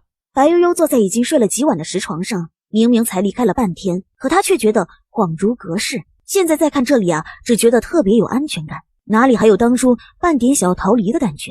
白悠悠没有坐多久就走出了山洞，看着坐在火边忙碌的鲁修，白悠悠的眼里不由得有了一丝温情。他觉得其实就这样跟着鲁修也不错，鲁修对他这么好，又没有强迫他马上给他生孩子，他其实完全可以试着接受鲁修，试着接受这个世界的生存法则，总归不会比一个人艰难求生更差的。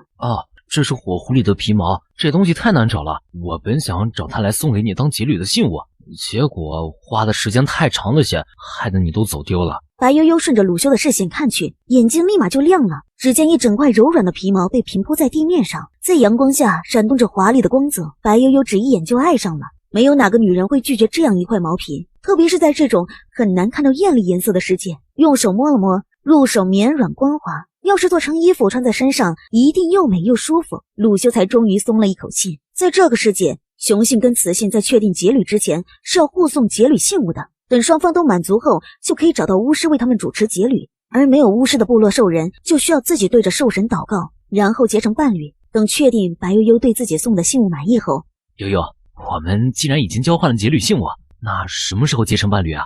白悠悠正兴高采烈地摸着皮毛，想着要怎么应用这块皮毛做漂亮的衣服呢，冷不丁就被鲁修问了这么一个问题。他先是愣了愣，等回过神后，刚刚还在庆幸鲁修没着急跟他生崽呢，这会儿报应就来了。点个白订阅吧。悠悠虽然已经认命了，可是让他马上就跟鲁修结成伴侣，他还是有些怕的。倒不是怕鲁修这个人，而是因为自己那天看到了鲁修的那个是吧？怕自己的这小身板受不住鲁修的折腾啊。看了看手里的漂亮皮毛，白悠悠眼神闪了闪。我也不知道啊，我都不知道我什么时候才能成年呢。这个世界的兽人寿命都挺长的，大部分都能活到130多岁，所以他们都是到了20岁才算成年。而雌性的成年是按照发情期来算的，什么时候发情期到了，那什么时候就算成年了。有的雌性在16、17岁就成年了，而有的雌性却要等到23、24岁才会成年，所以白悠悠还真的不能确定自己什么时候成年。鲁修听了这话却一点也不气馁，他现在只想把这个人定下，至于别的他可以等。我们可以先对着兽神祈祷许诺，完成节旅仪式。说着保证道。悠悠，你放心啊，我可以对兽神起誓，在你成年之前，我绝对不会跟你交配的。你先跟我结成伴侣好不好啊？白悠悠看着鲁修比自己还可怜巴巴的表情，只觉得有些没眼看啊，在心里暗骂鲁修不要脸，2米多的大汉竟然学人家撒娇卖萌，还装可怜。最后看了看手里的皮毛，白悠悠最终还是点头同意了。虽然知道这意味着什么，知道这一点头以后啊，就没了后悔的机会，但是白悠悠这一刻确实是自己自愿的。鲁修一见白悠悠点头，整个人都精神了，脸上的笑容就没有收起来过，对白悠悠也更加宝贝了，就怕自己一个没做好，白悠悠就会反悔。到了晚上，点起了一个比较大的火堆，然后在火堆面前放了一只处理过的野兽，一些野果，一些清水，最后才把白悠悠带到火堆面前，让白悠悠跟他一起跪在火堆前，一起跟兽神祷告，许下永不背叛的誓言，祈求兽神的赐福。白悠悠傻愣愣地跟着鲁修一起祷告祈福。等所谓的节旅仪式结束后，他都还有些没有回过神。我这算是下了？兽人结婚都这么仓促的吗？怎么感觉就跟吃饭喝水一样简单？最起码的拜天地都不需要的吗？鲁修可不知道白悠悠的吐槽，他要是知道了，一定会很惊讶，因为这个世界上的人都是很信奉兽神的，对他们来说，他们的一切都是兽神给的，凡是需要对兽神祷告许诺的事，都是严肃、庄严、不可亵渎的。而白悠悠以为的很仓促简单的仪式，其实在这个世界已经算很不错了。即便是那些大部落的兽人，也做不到在劫掠的时候拿出这么大一个野兽献给兽神。要知道啊，食物都是很珍贵的，而在这个世界献给兽神的东西，那就是兽神的了，是不可以再取回来吃掉的。那些部落里的劫掠仪式能拿出这么大手笔的，大概也只有族长劫掠的时候了。本集又结束了，我们下集再见喽。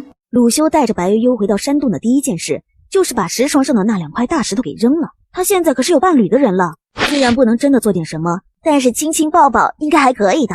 鲁修越想越美，忍不住就笑出了声，却没有注意到白悠悠看他那一眼难尽的表情。自从劫掠后，一到了晚上，白悠悠都是被鲁修搂着睡觉的。鲁修时不时的还会对着他占些小便宜。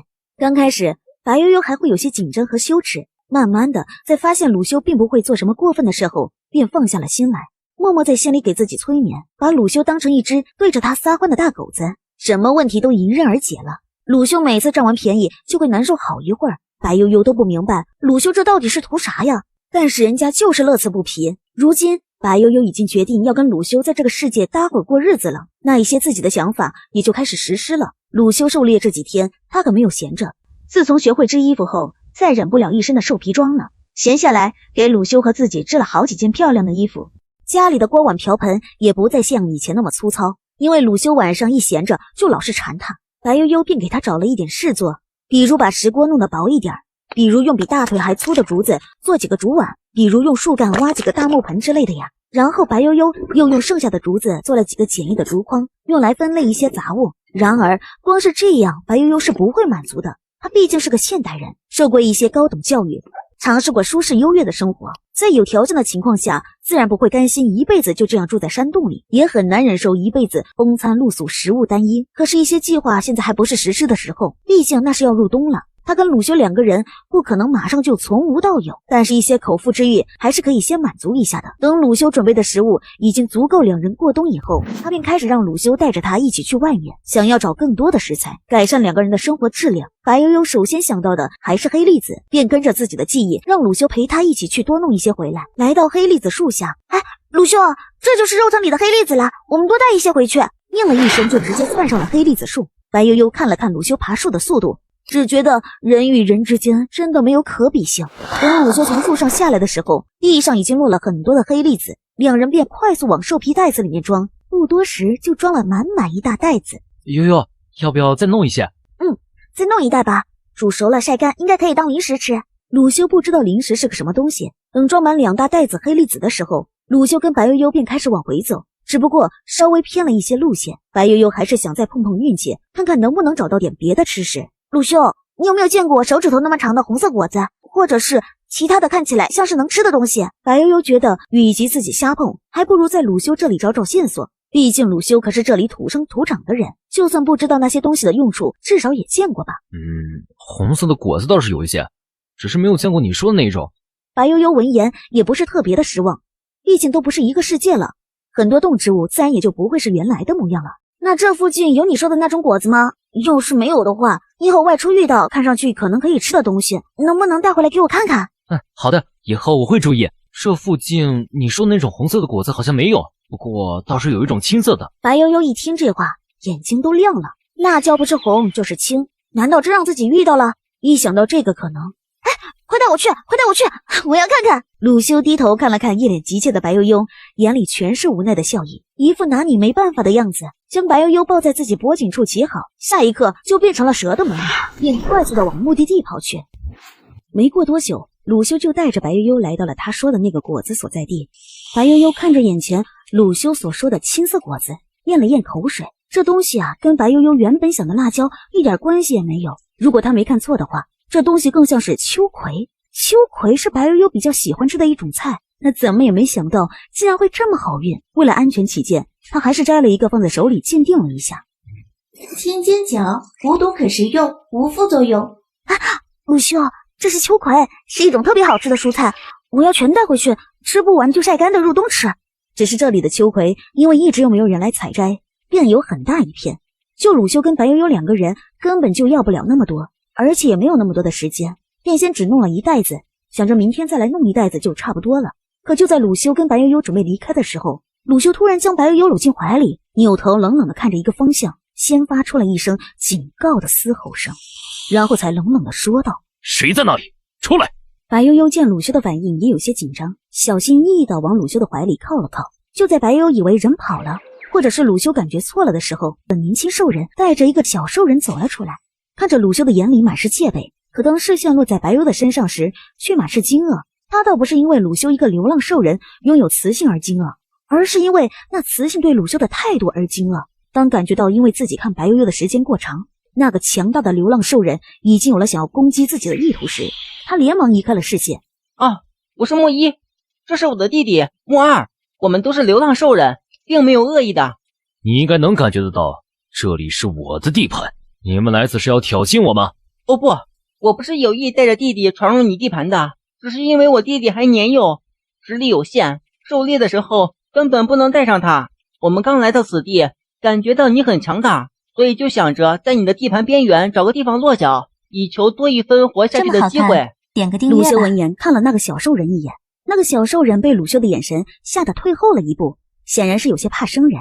白悠悠注意到那小兽人的耳朵竟然还是兽类的模样，看上去就像是还没有变形完全，这也就是这个世界不祥兽人的象征。白悠悠虽然有些同情那个小兽人，但是自己都还需要鲁修保护，根本就没有立场去同情帮助别人，只是眼神里有了一丝不忍的神色。他的这一点点变化自然逃不过一直关注着他的鲁修，轻叹了一口气，对着那个年轻兽人说道：不许再靠近这里，否则我不会客气的。说完就变成兽形，带着白悠悠跟几个装满的兽皮袋子离开了。回到山洞后，开始处理自己带回来的黑栗子跟秋葵。白悠悠先把一些黑栗子弄到大石锅里煮熟，想着先熟了再晒干不会太硬，剩下的就直接跟秋葵一起平铺到火堆旁边，先试试能不能直接烤干。等一切做好了以后，白悠悠就煮了一点秋葵，想看看这个世界的秋葵味道会不会有什么不同。而鲁修也没闲着，他已经开始挖另外一个山洞当厨房了，就挨着原来的山洞挖，到时候把两边的山洞打通，等入冬的时候就把原来的山洞给封了，做饭什么的直接就从通道过去。而新的山洞要做一个窗户，白悠悠教鲁修做了一个以前在乡下时爷爷家的那种灶台，用来做烟筒，这样油烟会少很多。双眼亮晶晶的朝着鲁修一顿猛夸，脸上全是崇拜惊叹之情，最后惹得鲁修没忍住抱着他一顿狂啃。白悠悠现在想想还觉得自己嘴唇有些发麻呢。就这样，两人分工明确，开始一起为过冬做准备。等秋葵煮好了以后，白悠悠先尝了尝，发现味道跟原来世界的一样后便放心了。可等拿了一点给鲁修尝时，鲁修却直皱眉，表示他吃不了这个，感觉味道很怪。白悠悠也没强求，毕竟秋葵这个菜并不是所有人都喜欢的。等到了第二日，白悠悠又跟鲁修去了有秋葵的地方，准备再弄一袋就不弄了，毕竟就他一个人吃。这一次他们没有再遇到那两个流浪兽人了，但是白悠悠发现秋葵少了一些，想来是那两个人看到了他们的举动，猜到了这东西能吃，所以弄了一些走。不过白悠悠却不在意，他跟鲁修也弄不完这么大一片。等秋葵弄得差不多了，白悠悠就让鲁修带他去看别的可能能吃的果子或者是菜。一连走了2个地方，遇到的东西都是不能吃的。白悠悠稍微有些丧气，而今日的鉴定次数也只剩下1次了。就在白悠悠以为今天不会再有幸运之神眷顾他的时候，他的余光被一片绿色吸引了。就见地面上长着一些绿色的细长叶子，不过吸引白悠悠的并不是这些叶子，而是叶子下面露出来的那一小节红色的圆锥形洞线。白悠悠眼睛微亮，吞咽了一下口水，蹲下身就用力往外拔了一根出来。鲁修，我们有可以储存的新鲜蔬菜了，这是胡萝卜，很甜，很好吃的。白悠悠真的很开心，在这个世界他还没有找到有甜味的东西，而他本人却很爱吃甜食。鲁修以前倒是给过他2个甜的果子，可后来他问鲁修，鲁修说那个果子已经过了季节，现在已经没有了。这个胡萝卜不但味道好，还含有维生素 C 和维生素 B， 还有很多人体所需要的矿物质，更何况还可以保存，他怎能不开心呢？快，鲁修，我们把这些全都弄回去。鲁修的速度很快，没用多久就已经拔了一大片了。鲁修，行了，我们拿不了那么多，等把这些先装回去，其他的明儿再来吧。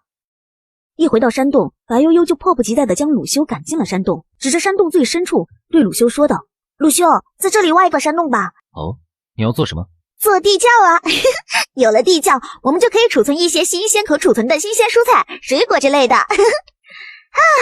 以后我会发现更多的吃食，把你喂得饱饱的。行，我等悠悠喂饱我。白悠悠听了这话，开始还不觉得什么，可当抬头对上鲁修暗沉的视线时，脸唰一下就红了，狠狠瞪了鲁修一眼，只觉得鲁修真的是越来越坏了，一找到机会就调戏他。鲁修嘴上占了一点便宜，心里美得不行，只觉得日子越来越有盼头了。他在有些事情上虽然有些愚钝，但是也明显感觉到白悠悠现在对他的态度跟以前不太一样了，搞不清楚是为什么，便只能归结于是因为两人已经结成伴侣的原因。他便不得不多想，要是等白悠悠成年了，两人完成交配后，白悠悠对他是不是就会更加亲近了？越想他就越是心痒，可是奈何根本不知道白悠悠何时才能成年，他也只能忍着心痒等着。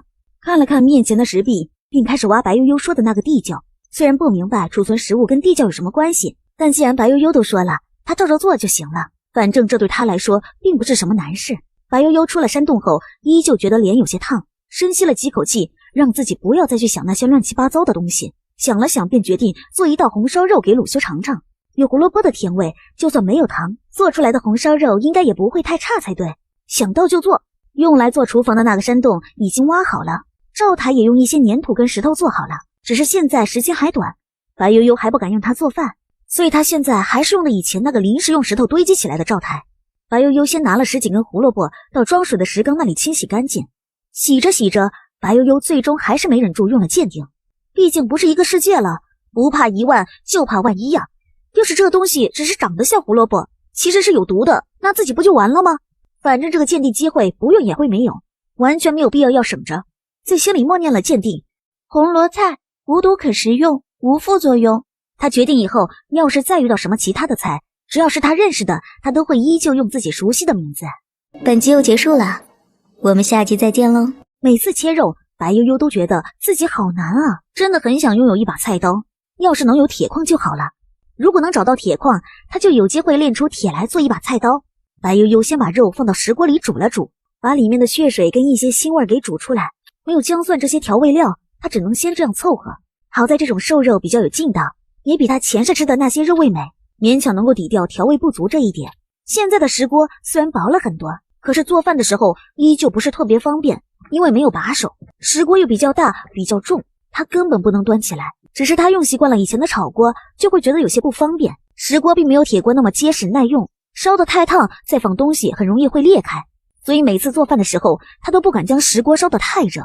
等油都化开了，他就把胡萝卜全都给倒了进去，然后放了一点盐。做完一切后的白悠悠把目光落到了装盐的竹筒上，因为最近有好多肉都需要腌制，虽然没用多少盐，可盐还是已经见底了。他倒是知道海里有盐，也知道有食盐，可是现在根本不知道要去哪里找，只能跟鲁修一起出去换一些回来了。可是一想到鲁修的情况，他便有些担心外面的兽人会因为鲁修是流浪兽人就欺负鲁修的，更担心因为自己的存在连累了鲁修。即便鲁修很强，可是一拳难敌4手啊，上次只有几个人鲁修就受伤了，那下次要是来10几个20几个可怎么办？白悠悠越想心里就越沉重。可当视线落到平铺在地面的火仙草时，他的眼睛就是一亮，突然就想到了一个办法，随便选了一些看上去已经晒得差不多的火仙草，就拿着回到了石锅旁。他接下来要做的东西并不需要太多的火仙草，所以他处理起来没花多少时间。等火仙草处理完了，锅里的红烧肉也焖煮的差不多了，一股浓浓的香味扑面而来。拿出勺子翻搅了一下，就准备叫鲁修出来吃饭。结果他一回头，悠悠，你在做什么东西啊？怎么这么香啊？我在里面都闻到香味了。红烧肉啊，我做了很多，你今天可以多吃点。鲁修这几天都没有怎么吃东西，想给他做他也说不用。白悠悠虽然知道这是蛇类的习性，但是在问过鲁修，知道那些部落的蛇类兽人除了外出有事的时候，平时也是跟自己的雌性一起用餐的，因此他现在就很想让鲁修做一个正常的人，慢慢的改变鲁修的饮食习惯。等鲁修吃过后便问道，怎么样，这个胡萝卜好吃吗？好吃啊，不过还是这个肉更好吃。被这样一弄，味道完全不一样了。鲁修真的很惊喜，原本对这个胡萝卜并没有抱有什么希望的，没想到竟然这么好吃。跟肉一起煮过后，肉都变得更好吃了。点个订阅吧。以后我会做更多的食物，每天都不重样的。只可惜你不是每天都进食的，有些食物你可能吃不到。悠悠吃完我可以帮悠悠吃掉。我以后做饭不会再多做了，毕竟食物这么珍贵，浪费了不好。那我以后跟悠悠一起吃饭行吗？每顿不用吃太多，一顿有3、4个碗就行。白悠悠见他那可怜兮兮的样子，忍着笑意点了点头。吃完饭，白悠悠就跟鲁修一起收拾了晾晒在外面的东西，然后将灶台上点火，把灶台烧一烧的同时，还可以熏一熏肉。等鲁修挖完好石窖来找白悠悠去看的时候，就看到白悠悠正拿着一个小东西在那里比划。悠悠，你这是什么东西啊？你过来坐下。白悠悠便拿起手里的东西，将鲁修那只红色眼睛给挡住了，然后在后面打了一个结。鲁修，这是我给你做的眼罩，以后你出去的时候可以戴上。鲁修，你怎么啦？怎么感觉你有些不开心？悠悠，你是不是嫌弃我呀？嫌弃我是一个不祥兽人？白悠悠听了这话有些懵，在这个世界，即便是身带残疾的兽人都比不祥兽人有地位，所以他想让鲁修化妆成独眼的样子，这样至少换颜的时候不会被针对。鲁修从小因为异瞳的原因受了太多的白眼跟薄带，自然会比较敏感。想到这里，白悠悠看向鲁修的眼神里有了一丝心疼，忍着羞涩便抬头轻轻亲了一下他那只拥有红色瞳孔的眼睛。悠悠，你不觉得很可怕吗？不会啊，很漂亮，跟红宝石一样。他是真的觉得鲁修的异瞳很漂亮，有一种妖异的美感。那悠悠为什么还要给我做这个呀？我们快没有盐了，你不是说下一次的交换日快到了吗？到时候你带上这个，咱们一定能换更多的盐回来。我也想去看看，到时候你带上我好不好？鲁修很想拒绝，他怕让那些部落的兽人发现自己是不祥兽人后会抢走白悠悠。可当目光落到白悠悠那期盼的脸上时，他还是心软的点了点头。白悠悠见鲁修答应了下来，立刻高兴的抱着鲁修亲了一口，可等想要离开的时候，却被人反搂进了怀里。悠悠，你好像胖了一点点，可是你到底什么时候成年啊？对着鲁修翻了一个小白眼，心想你不如直接问我什么时候发钱来的直接。脸上却露出了一个无辜的表情。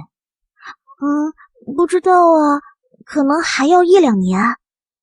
悠悠，等你成年了以后，你得补偿我。白悠悠真的很想堵住鲁修的嘴，就不能换个话题吗？他现在只求自己能晚一点成年，光看鲁修这饥渴的样子，他就已经有些怂了。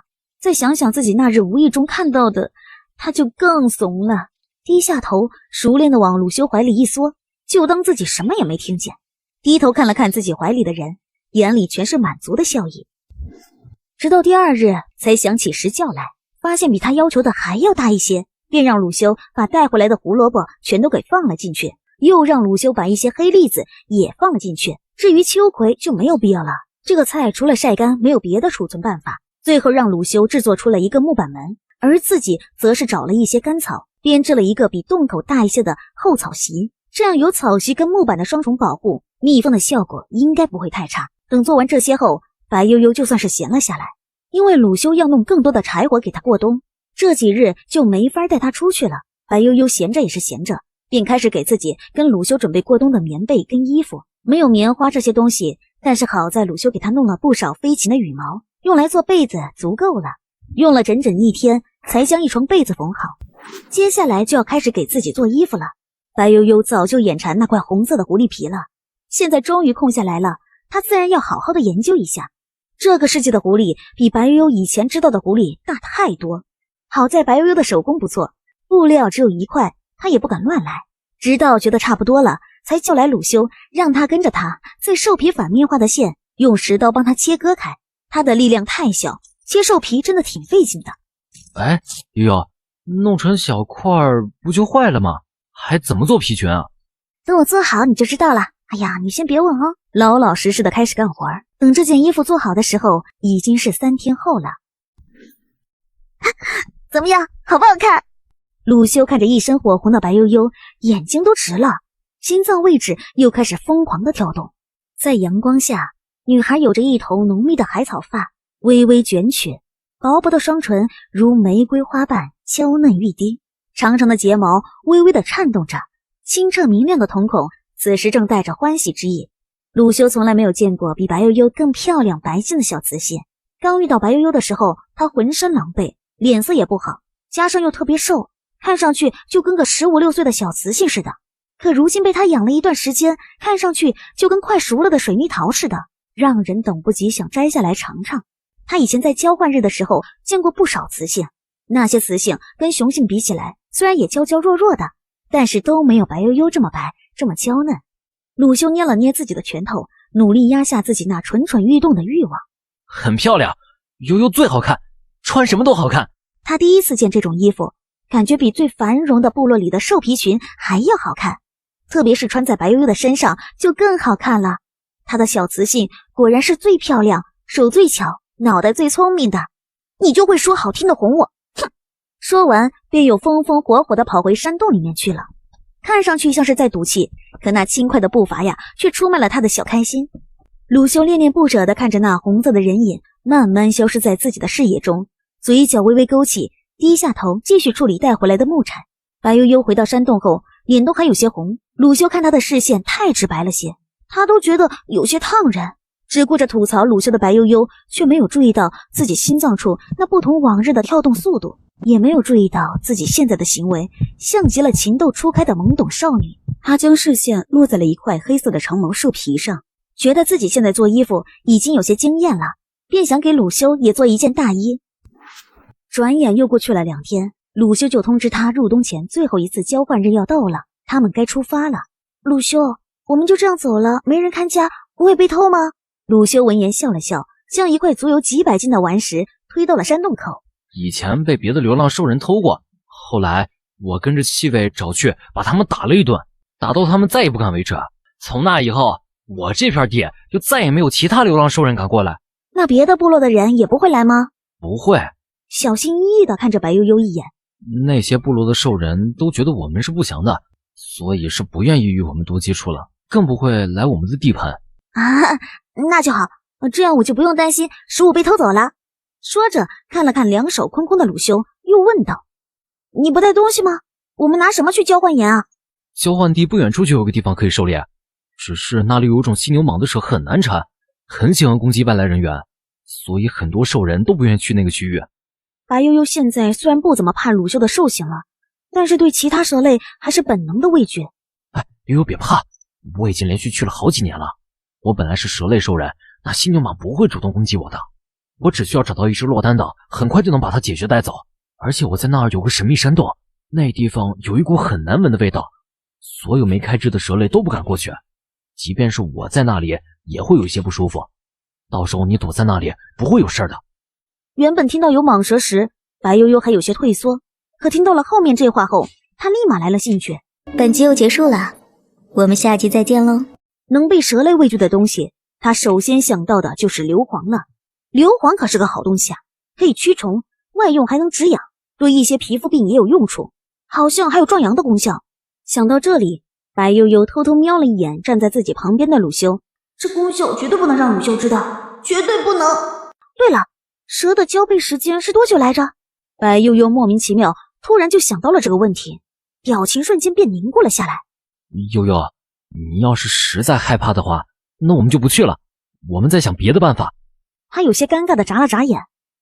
不用，我挺想去看下你说的那个山洞的。白悠悠看着眼前高大的男人，觉得自己的思想很有问题。鲁修虽然是蛇类兽人，但也是人呢。那里虽然惊人了些，但也只是一个呀，怎么可能跟真正的蛇类一样？再说了，他现在想这些是不是太早了？难道这就是那些女孩所说的青春期的躁动？哎呀，都怪鲁修把我带坏了，一定是他天天交配的，在我耳边念叨，这才让我变得那么爱胡思乱想。对，一定是这样。暗暗瞪了鲁修一眼，便直接扭头走了。留在原地的鲁修有些丈二摸不着头脑，不明白自己这是又做了什么，惹到了白悠悠，快步追了上去，就一把将人抱了起来。啊！哎呀，你干嘛呀？我自己会走。悠悠，你确定吗？以悠悠的速度，等我们走到交换地的时候，交换日可能早就过了，还是我的兽形快一些。鲁修刚说完，然后就直接变成了兽形，就被蛇尾送到了蛇颈处坐好。紧接着，白悠悠便感觉自己在坐动车，周围的树木瞬间从眼前划过。没过多久，白悠悠就开始昏昏欲睡。一直有关注白悠悠的鲁修便稍稍放慢了一些速度，让白悠悠能睡得平稳一些。等白悠悠一觉醒来，才发现自己正被鲁修抱着，面前则是火堆，上面正烤着一只像羊一样的动物。白悠悠觉得有些尴尬，感觉自己就像一个拖油瓶，不是吃啊就是睡，啥忙也帮不上，还得让鲁修照顾。鲁修可不知道白悠悠现在的想法，见白悠悠醒了，立马笑了起来。悠悠，你睡得可真香啊，我刚刚那么大的动静都没把你弄醒啊。这个是嘟嘟兽，你别看它那么小，但味道特别好，这可是不多见的美味啊。我今天运气好遇到了它，刚好它还有条腿受伤了，否则我还不一定能抓到它呢。这么好看，点个订阅吧。不会吧，你速度那么快都抓不住它，那它得有多快啊？非常快，它的速度是我见过最快的，一般只能听到它的叫声，却看不到它的身影。我知道它好吃，还是因为一次狩猎时遇到它自己把自己夹在了山缝中，我才捡了个大便宜。它不会是速度太快没刹住车吧？可能是吧，反正我没听说过谁凭着自己的能力能抓到它。有幸吃过它都跟我差不多，不是遇到它陷入泥沼，就是把自己夹在山缝中，要么就是跟这只一样，不知道怎么弄伤了自己的腿。那它可不怎么聪明。就这么一会儿，嘟嘟兽的肉香味已经开始往外飘了。它为什么叫嘟嘟兽啊？速度这么快，怎么不叫个疾风兽之类的？可能是因为它老嘟嘟嘟嘟的叫吧。哦，这样啊。好香啊，什么时候才能吃啊？快了。鲁修刚回答了2个字，表情突然变得严肃了起来，搂着白悠悠的胳膊也紧了紧。怎么了？有其他兽人过来了。鲁修直直地望着一个方向，像是在等着什么，可是表情却很难看。见鲁修一副备战的样子，便有些担心，想了想便拿出了那个给鲁修做的眼罩，直接上手给鲁修戴好。下一刻，白悠悠的眼前就出现了5个兽人。他们几人出现后，最先看到的不是鲁修跟白悠悠，而是被架在火上烤的嘟嘟兽。最年轻的那个兽人咽了咽口水，明显是馋得不行。等确定了是嘟嘟兽后，才抬眼朝着鲁修跟白悠悠看过来。当目光落到白悠悠的身上时，眼睛明显亮了一下，吞咽口水的动作也更加明显了一些，扭过头便直接把自己藏进了鲁修的怀里。你们有事儿？我是利益，这是我们熊氏部落的少族长叶师。我们少族长看上你们的嘟嘟兽，你最好是识相点，乖乖送上。我们少族长要是高兴了，说不定还能给你点好处呢。语气傲慢，态度随意，显然是没有把鲁修这样一个独眼的残疾兽人放在眼里。鲁修差点被气笑了，很想直接冲上去将这几个人打一顿，可当视线转到怀里的白悠悠后，眼神里便有了挣扎之意。而鲁修这个态度在那几个人的眼里就是怕了，对鲁修就更看不上眼了。这是我们的食物，凭什么给你们？你们这是强盗行为。强盗？我看中的可不光是这只嘟嘟兽。叶师说着舔了舔唇，双眼直勾勾地盯着白悠悠，满是贪婪之色。嘿嘿，除了这只嘟嘟兽，你这个小雌性我也要了。就他这种瞎了一只眼的残疾兽人，可不配拥有你这么漂亮的小雌性。叶师话音刚落，原本一直没什么动静的鲁修突然就变成了兽形，而原来被遮住的异色瞳孔也给露了出来。那几个人见到这一幕，先是一惊，随后便是一脸的嫌弃加憎恶。他竟然是个不祥兽人，这小雌性一定是他抢来的。你们给我一起上，杀了这个不祥的东西，把那个小雌性给我抢过来。而兽形的鲁修随后就用蛇尾小心翼翼地把白悠悠放到了一棵树上。鲁修，我们快跑吧，那个嘟嘟兽我们不要了，只要你跑，他们追不上你的。可鲁修却没有回答，便头也不回地向那几个兽人冲了过去。鲁修，你干什么？你回来！白悠悠一见鲁修那样，就知道鲁修这是动怒了。他不明白，刚刚明明还好好的，鲁修怎么突然就发这么大的火？那边可有5个年轻力壮的兽人，而且里面还有一个部落的少族长。用脚趾头想也知道，能陪同在这种人身边的兽人绝对不是弱者。他现在就怕鲁修会因一时冲动吃亏，而鲁修此刻完全听不进去白悠悠的劝说。一双异色的树丛里冰冷一片，没有半分温度，只剩下杀意，冲着那几个兽人毫不留情地攻击了过去。那几个兽人没想到鲁修竟然说动手就动手，稍微惊讶了一下，便纷纷变成了兽形，将那个叫叶狮的少族长给挡在了身后。几个人的兽形全是狮子，却比白悠悠见过的狮子大得多。看着被几人围攻的鲁修，白悠悠紧张的小心脏直跳，却紧闭着嘴，不敢再发出一点声音，就怕会影响到鲁修专心对敌。那几个兽人一看就是经常一起对敌，他们配合得很默契，鲁修一时无法突出重来。就在白悠悠紧张的都快忘记呼吸的时候，鲁修抓住一个机会，用蛇尾卷起一个没来得及防备的兽人，直接用力往他们少族长的位置扔去。那少族长根本就没有变成兽形，也丝毫没有把鲁修放在眼里，这会儿根本来不及躲闪。鲁修的力气极大，这要是被打实了，那少族长估计得在床上躺个把月才行。丽依一见这个情况，完全顾不得与其他人的配合了，连忙去替叶狮抵挡。虽然及时抵挡了，可伤害却都由他给承担了下来。一口鲜血喷出，再低头看看自己接住的伙伴，早已经人事不省。而此时的鲁修却没有丝毫停火，认准这个机会，直接快速收割了剩下那2个兽人的性命。丽依没想到鲁修竟然会直接杀人，惊骇地将叶狮挡在自己的身后，愤怒道：你竟然敢杀我们雄狮部落的勇士，你就不怕我们雄狮部落追杀你？你们本就是想要杀我，凭什么觉得我会放了你们？不光是他们，你们也得死。丽依听了这话，脸色就是一变，知道这回怕是惹麻烦了。没想到这个流浪兽人竟然会这么强，他死了倒没什么大不了的，可是如果叶狮今天死在这里，他留在部落里的亲人将不会有好日子过。而此时的叶狮早就吓破了胆，他从小在这片地方横行霸道惯了，从来没有碰到过敢反抗他的，今天不但遇到了，还遇到了一个一言不合就要杀人的杀神。你可要想清楚，我可是雄狮部落的少族长，你要是杀了我，我父亲会举全族之力灭杀你。你如果现在收手，我就当今天的事情没有发生过。哼，你以为我能活到这么大是靠运气吗？今日若是放了你们，我麻烦才会源源不断。叶狮没想到一闻到嘟嘟兽的香味，想来尝点吃时，却会遇到鲁修这样的煞星。他的视线突然转移到了坐在树上的白悠悠，下一刻他便直接化成兽形，对丽依使了一个眼色。他这会儿才想起鲁修突然发狂的原因，好像就是他说要抢他的小雌性，只要把这个小雌性抓在手里当人质，到时候这个流浪兽人一定会投鼠忌器，然后便快速朝着白悠悠冲去。在叶狮动作的时候，鲁修就发现了他的心思，眼里的杀意更加浓了，直接快速朝着叶狮冲了过去。丽依想要阻拦，这会儿已经是强弩之末，根本就拦不住。只听见砰的一声，叶狮和丽依2只大狮子就那样奄奄地趴在地上。你不能杀我，我是雄狮部落的少族长，如果我死了，我们整个雄狮部落都不会放过你的。他知道他大概是活不成了，却还想再做一下最后的挣扎。鲁修根本没有再与他多说废话的意思，只听砰砰几声响，来找事儿的5个人已经没了活口。而等他们咽气后，他们的身体都恢复成了人形的模样，习惯性的上前把他们身上的东西都搜刮了一番，除了一点盐以外，就没有什么鲁修能看得上眼的东西了。做完一切，鲁修扭头看向坐在树上已经有些吓傻了的白悠悠。白悠悠对上鲁修此时的视线，心脏都漏跳了一拍，不是吓的，是被他身上那种气势所摄。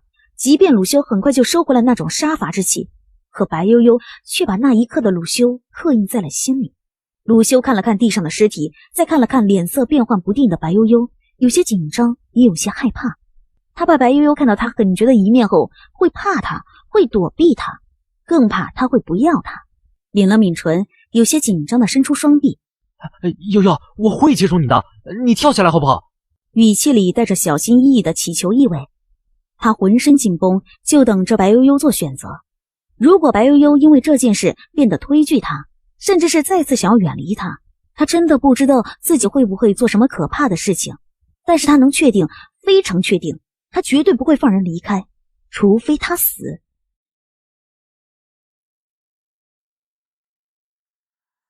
月多情愿惊鸿一眼，再不语飞仙。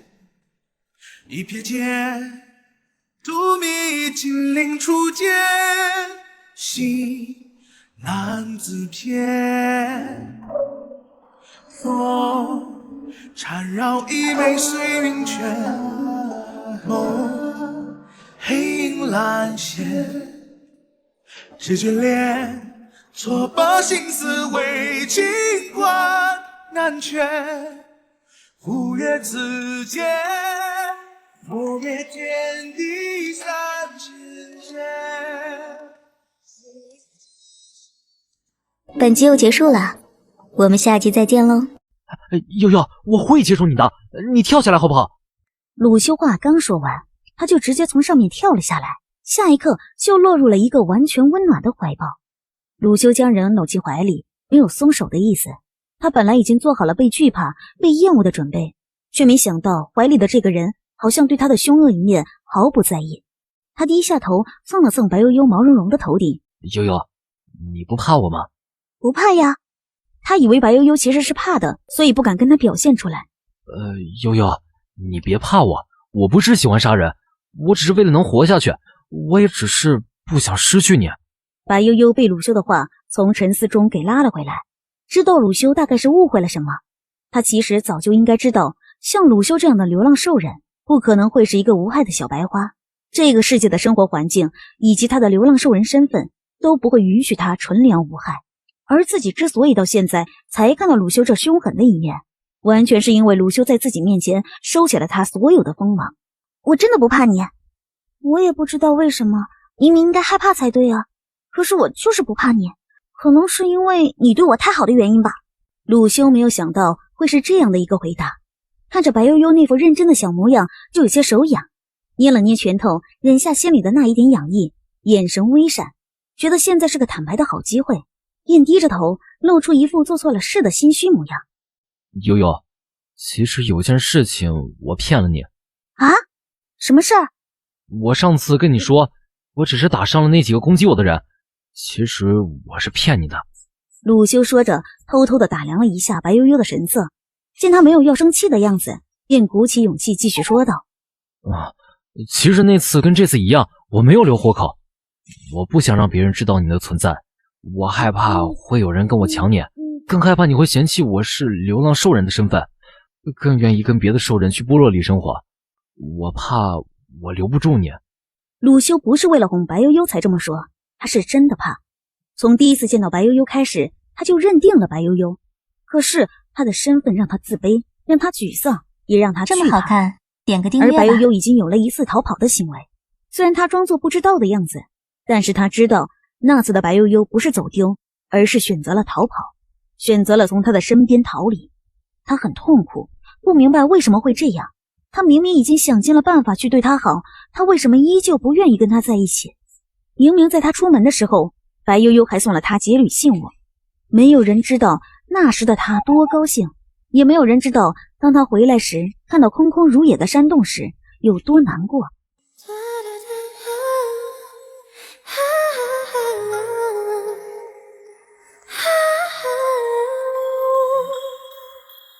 他有安慰自己白悠悠只是走丢了，可当找到一条河边，当看到地上的一些黄金果的残留物，当再也闻不到白悠悠的气息时，他知道他不能再自欺欺人了。白悠悠就是不愿意与他这个流浪兽人在一起生活。原本有想过找到白悠悠后想直接强占了他，把他关起来，让他不能再有别的心思，可当找到人后，这些想法通通没有了。他下不了手，又放不了手，只能装傻，只能装成一副不知道他想离开的样子，希望能让他不害怕，让他降低警惕，让他可以继续留在他身边。可是他不愿意再这样下去，他要把两人永远捆绑在一起，让白悠悠不会再动离开的想法。除了将人关起来，他只能想到劫旅。这个世界的人都信兽神，他相信白悠悠也是。只要是对兽神许下的承诺，没有谁会轻易背弃。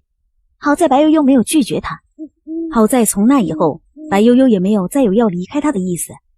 白悠悠没有想到会听到这样的话，她抬起头，有些呆愣愣地看着眼前抱着自己的高大男人。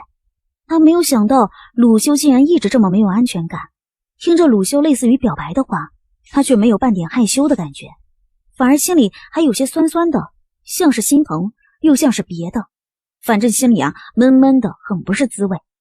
白悠悠往鲁修的怀里靠了靠，想了想，最后说道：鲁修，你别乱想，我已经决定以后都跟着你了。我们不是已经对兽神许诺过誓言吗？要永远在一起的吗？鲁修等的就是这句话，如今终于等到了白悠悠对他的亲口承诺，他只觉得无比的踏实跟满足。下一刻，一个火热的吻就应了下来。我还有事要处理，这里不便久留，我们下次再亲亲。白悠悠只觉得鲁修好不要脸，怎么说的就是他多馋似的。鲁修可不知道白悠悠的吐槽，将视线转到地上的几具尸体上，只觉得这几人也算是做了一件好事。要不是他们，他跟自己的小磁性也不会有这么大的进展。可是即便如此，他们的尸体也不能留。优先吃点，这肉真的很好吃。等我把这几个人处理了，我们就离开这里。白悠悠看了看手里的腿肉，又看了看鲁修，眼睛闪过一丝坚定，看向鲁修说道：鲁修，其实我有一件事情一直没有告诉你。他有些好奇地看向白悠悠，正想问是什么事儿，就看到白悠悠原本手里的那条瘦腿竟然突然就消失了。他不可置信地眨了眨眼，在确定自己没有看错后，他看向白悠悠的眼神变得很震惊，他完全不能理解自己所看到的一切。悠悠，你这是有神力？白悠悠仔细观察了一下鲁修的表情，见他只是有些震惊和茫然，并没有恐惧，也没有把他当成异类，更没有贪婪的神色，心里便松了一口气，知道自己应该是赌对了。不是神力，我刚来的时候就感觉自己拥有了一个随身空间，可以储存东西，随意取用。说着将刚刚的大腿肉给取了出来。这个空间拥有保鲜功能，放进去的食物是什么样，取出来依旧是什么样，只是太小了些，最多只能塞进去2只嘟嘟兽的样子。悠悠，你一定是被兽神赐福过的人，兽神赐予了你独特的能力，你是比巫师还要了不起的存在。他真的很服气鲁修的脑补能力，他自己知道自己是怎么回事，他能有这个空间完全是系统给他的，跟那个什么兽神一点关系都没有。虽然经历了穿越这么奇幻的事情，但是他却没有完全相信有兽神的存在，就跟他以前不信有佛主神仙一样。只是这就不能明说了，兽神毕竟是这个世界受人信奉的神明。白悠悠想了想，觉得自己好像也找不到更好的解释，跟鲁修说系统他也听不明白，便心虚的点了点头。大概是吧，我没有见过兽神，所以不能肯定。从空间里面拿出几个黄金果交给了鲁修。喏，先把这里的气味都给掩盖掉，等处理完后我们就离开这里。哎呀，别磨蹭了，快点办事。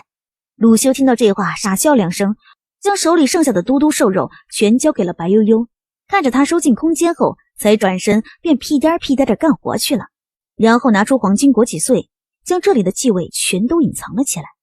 等确定在这里找不到半点打斗痕迹，也闻不到任何气味后，悠悠，刚过来的时候我看到那边有条大河，我要把它们扔进去，你跟我一起去好不好啊？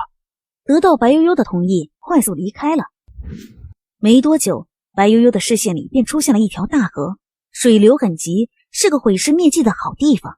可是白悠悠却没有欣赏河流的心情，他的视线被离河边不远处的另一样东西完全吸引了，便直接朝着那边跑去。鲁修被白悠悠的动作弄得有些懵，将那几具尸体用力地扔进了奔腾的河流中央，然后便头也不回地追着白悠悠去了。白悠悠来到自己的目的地，双眼亮晶晶地看着眼前的植物，心脏砰砰直跳。什么叫得来全不费功夫？这就是啊！如果他没有看错，这东西一定是他日思夜想的调料姜，上面散发出一丝丝生姜的清香味。他忍着紧张，用力拔出了一颗。等下面的根茎被拔出后，刚拿到鼻子跟前闻了闻，鲁修就走了过来，看着白悠悠手上的东西，眼皮就是一跳。哎，悠悠，你这是做什么？这脏兮的东西怎么能乱吃呢？我没有要现在吃啊，我只是闻闻。这可是好东西，你过来帮我多弄些。悠悠，这东西有什么用啊？这个呀，这个可是好东西，这个东西叫生姜，是做菜的必备调料，可以去腥提鲜。最重要的是，冬日的时候还可以用它煮姜汤驱寒，预防感冒发烧。找到生姜的白悠悠真的很开心。这个世界没有什么药物，有了生姜，它除了能够满足口腹之欲之外，也有了一份其他的保障。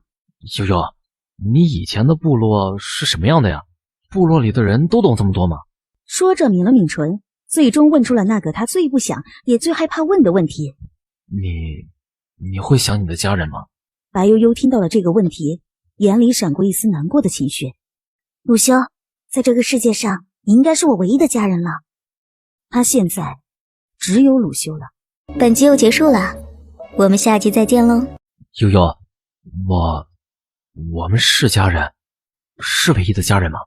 鲁修还是担心白悠悠有一天还是会背弃对兽神许下的诺言，因为这一切并不是白悠悠心甘情愿的，是他趁人之危诱哄了他。你这是什么表情？我们不是已经结成伴侣了吗？怎么，你想不认账？你要是不认呢，嘴唇就被鲁修凶猛地堵上了。鲁修吻的凶狠，侵略性很强，像是想要把白悠悠吞吃入腹。白悠悠有些招架不住，心脏不受控制的砰砰直跳，像是要蹦出来一般，让白悠悠整个人都有些晕乎乎的，直到感觉到一只粗糙有力大手移到了不该放的地方，白悠悠才猛然惊醒，抬手用力抓住作乱的大手。他虽然已经接受了鲁修作为他未来的伴侣，可是他还没有做好那方面的心理准备。他本能的有些害怕，他刚刚只是一时动情，忘了自己的小雌性还没有成年的事儿，在心里暗骂自己没出息，禁不住半点撩拨，亲了亲白悠悠有些红肿的嘴唇，表面上却露出一个讨好的笑。悠悠，你别生气，我真的没想做什么，我刚刚只是想摸摸你，真的没有别的意思。鲁修不解释还好些，这一解释，白悠悠的脸彻底红透了，不光是羞的，还有气的。谁他妈的只是想摸摸？这他妈难道不是21世纪的渣男语录吗？白悠悠不想再跟鲁修继续这个话题了，他脸皮薄，无法跟鲁修这种糙汉子相比，只瞪了鲁修一眼。便宜占够了，还不快干活？好，我是有干活。悠悠，你先歇着，这点事情我一会儿就干完了。白悠悠只觉得现在的鲁修狗腿的有些没眼看，想了想，还是用系统鉴定了一下，毕竟这已经不是以前的世界了。万一遇到个以前的世界能吃的，这个世界却有毒，那就完了。鉴定：土姜无毒，可去风寒，发汗解表，温中止呕，温肺止咳。得到肯定的答案后，白悠悠松了一口气，上手的动作便更加快了些。活干完了，白悠悠也终于觉得饿了，就将空间里的所有嘟嘟瘦肉都拿了出来。鲁修，我吃不了这么多，有一条腿就够了，剩下的你都吃了吧。鲁修闻言看了看自己手里的肉，发现竟然还是热的，可他却舍不得吃这肉，这嘟嘟瘦肉真的是可遇而不可求，他还是想留给白悠悠。悠悠，我这2日可以不进食，你把肉放在空间里，饿了就拿出来吃，很方便的，也不用担心放坏。指了指地上的姜，我的空间放不了那么多东西，这肉好占地方呀，你快点吃吧。说着便不再管鲁修，低下头一口咬在了瘦腿上。他没想到这肉竟然这么好吃，怪不得那几人会来抢，怪不得鲁修一而再再而三的想要给他留下来。点个订阅吧。他在原来的世界吃过不知道多少的美食，却从来没有吃过这种瘦肉，口感细腻柔滑，没有半分烤肉的老根柴，即便没有放什么调料，也没有半点腥味跟膻味。没多久，白悠悠就把一条腿给啃光了，也吃撑了。等抬头看向鲁修时，却发现他的手上还留着3条瘦腿。是不是很好吃啊？我也吃不了那么多，这3条腿放到你的空间里也占不了多少地方，你饿了还可以拿出来吃。白悠悠没有再说拒绝的话，被人在乎的感觉真的很好，让人着迷，让人贪恋。我吃撑了，不想走路，要抱。鲁修哪里见过白悠悠这副粘人撒娇的样子，鲁修二话没说，乐颠颠的直接将人抱起，然后快速朝着有犀牛蟒的方向走去。2个刚刚生出懵懂情愫的小夫妻，恩恩爱爱过着蜜里调油的日子，却不知道有一个部落的人因为丢了少族长，这会儿已经乱套了。给我找，我就不信了，那么几个大活人能说没就没了。我儿子要是找不回来，你们也就别回来了。他们又不是故意不给他找儿子，可是部落里的兽人却附近都找遍了，一点影子都没有。他们甚至怀疑叶师跟利一几人是不是为了逞英雄去抓犀牛蟒了。食盐部落里的巫师想要犀牛蟒的蛇胆，便放出风声说入冬前一只犀牛蟒可以换5斤的盐。这个条件虽然很诱人，可是又有几个人敢去？那地方去了就是九死一生。如果叶师他们就凭那几个人就敢胆大包天的去抓犀牛蟒，那死了也是活该。叶雄也想到了这个可能，发完火后脸上的表情并没有好看多少。他在心里暗骂叶师是个蠢货，要不是只有这么一个儿子，他真的很想一脚把那个不成器的蠢货踹死。可受人怀孕生子全靠运气，遇到契合的雌性3年抱俩，遇到不契合的3年都不一定能怀一胎。他有一个伴侣，还换回了几个雌性，后面更是仗着族长可以有多个择偶权，又在族中花手段抢了一个很会生的雌性做第2个伴侣。可到现在为止，除了第1个伴侣给他生了这个叶师之外，还没有别的子嗣，所以就惯着了些，却没想到把人给惯废了。等反应过来的时候，人已经没救了，压根不像是能继承族长之位的样子。他便动了养孙子的主意，可这狗东西到现在为止也没能给他留下一个后人，人就这么不见了，他怎么能不急？叶雄很想不管叶师，可自己这么多年也没能再留下后代，只怕后面也难。如果再没有能站起来的后人，他这个族长之位只能便宜外人了，这是他不能忍的。你们准备一下，立刻去蟒山看看。族长，你虽然是族长，但也不能为了一己私欲让部落的勇士去冒险。不急，你这是什么意思啊？哼，什么意思？顾杰冷笑一声，丝毫没有被叶雄的态度给吓到。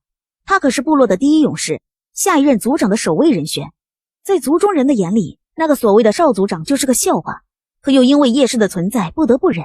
可虽然忍下来了，心里对叶雄却早就有了怨言。如果不是因为叶雄的基根太过稳固，他早就想反了。顾及扭头看了看站在一旁的其他人，见他们都是一副气愤的样子，心里便有了底，直接说道：族长既然问了，那我就直说了。族人当初之所以选你当族长，是信任你，觉得你能带我们过上更好的生活。可如今你的做法却让我们有些失望。现在眼看就快要入冬了，我们族里的食物却并没有完全充足，而你却全然不顾，只急着找你那无所事事的儿子。如今甚至想让我们的勇士去蟒山用命冒险，这让我们非常失望。叶雄早就知道族里的一些刚起来的小崽子对他已经开始不满，最主要的原因他也知道，可人都是自私的，他就叶师一个儿子，自然会偏袒一些。哼，我有说让你们去找叶师吗？我们部落现在的盐可还不够，而现在一条犀牛蟒就可以换2罐盐，这可是以前都没有的好事儿啊！不急，你可是我们雄狮部落里新一代的第1勇士，你现在这样，难道是不想为部落分忧吗？一顶大帽子扣下来，直接把满身怒气的布吉给弄懵了。他没想到叶雄会这么不要脸，仅仅为了他自己的一己私欲，就可以说出如此冠冕堂皇的理由。可他却不能反驳，在部落里，族长发布了对部落有利的任务，部落里的勇士是不可以拒绝的。如果拒绝，族长是可以将他们驱逐出去的，这是所有部落的铁律。想要反抗，除非能把族长拉下马，可是以他现在的根基，根本不可能。顾及跟身边几个年轻兽人对视了几眼，最后只得咬牙低头。族长多虑了，我只是一时想差了。凡是对部落有利的事，我们作为部落的勇士，自然会尽力而为。哼，最好如此。说着对自己身边的一个中年兽人说道：阿力，到时候由你带队跟他们一起去，该注意些什么就不用我多说了吧。族长放心，阿力明白。说完对着布吉他们说道：都回去收拾一下，一会儿部落出口集合。布吉脸色很难看，可此时的他还没成长起来，而上一辈的勇士都还在壮年，他如今根本就不能也无法跟他们对着干，最后只得咬牙点头，带着自己的兄弟离开了。不急，这族长明显是不拿兄弟们的性命当回事，我们叛出部落算了。布吉带着几人走了没多远，其中就有一个兽人说出了想要脱离部落的话。布吉闻言皱了皱眉，看向那人的眼神变得严厉。我们几个都是部落共起所生，是全部落养大的，除非部落抛弃了我们，否则即使是为了部落去死，也不可以做那忘恩负义的人。可是如今的族长，行了，如今的族长虽然有些昏庸，但却没有做太过分的事儿，这事儿不要再提了。说着便头也不回的先离开了，只留下几个满脸不服的年轻兽人。这几个小崽子翅膀硬了，心也野了，这样下去迟早都是祸患。那族长的意思是，如果他们能找到叶师，我便给他们一条活路；若是找不到，那他们也就不用回来了。叶雄可不愿意留下这种新起之秀，特别还是在自己无后人可立起来的情况下。阿丽闻言，眼里闪过一丝错愕，他没想到现在的族长会这么狠。那些孩子毕竟是族里最优秀的一批后人，若都除掉了，那对族里来说可是一种重创。难道族长现在就一点不在乎部落的未来吗？阿丽，你可是与我一同长大的，你不会也想背叛我吧？族长放心，阿里知道该怎么做了。而此时的白悠悠跟鲁修已经到了莽山。悠悠，这个就是我跟你说的那个山洞，虽然小了点儿，但很隐秘，里面也没有任何虫子之类的，很安全。一到这里，白悠悠就闻到了很大一股硫磺的味道。鲁修，你快把石头弄开，我要进去看看。这个石洞外面看上去就很小一个口子，里面却挺宽敞的。一进到石洞里面，那浓烈刺鼻的硫磺味道便扑面而来，而白悠悠也不需要多找，入眼就是一片金黄色的固体硫磺。鲁修，快弄些下来装起来。鲁修对硫磺这个东西明显很嫌弃，而现在白悠悠竟然还想让他挖这个东西，他那样子明显是想要带走。因着以前白悠悠露出这种表情都是找到了吃的。悠悠，这个东西我们能不能不吃啊？他怎么就忘了鲁修可是蛇类兽人，虽然不会怕这硫磺，可应该也会本能的不喜，可他怎么就会想到自己是想吃的呢？你放心了，这不是吃的，我有别的用处。鲁修听了这话，大大的松了一口气，只要不吃就行，将能轻易掰动的固体硫磺给掰了下来。还没弄多少呢，白悠悠就说够了，这东西用来驱虫的，根本用不了多少。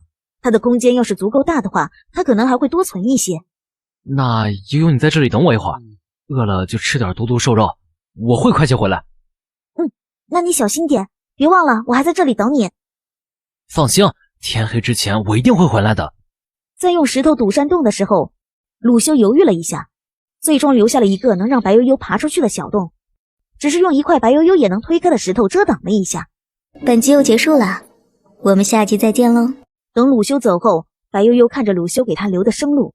鲁修表面看上去大大咧咧，糙的不行，可是在面对他的时候却几乎做到了面面俱到。白悠悠觉得就算鲁修不懂爱情也没关系，他至少在鲁修的身上感受到了那种被全心全意爱护的感觉。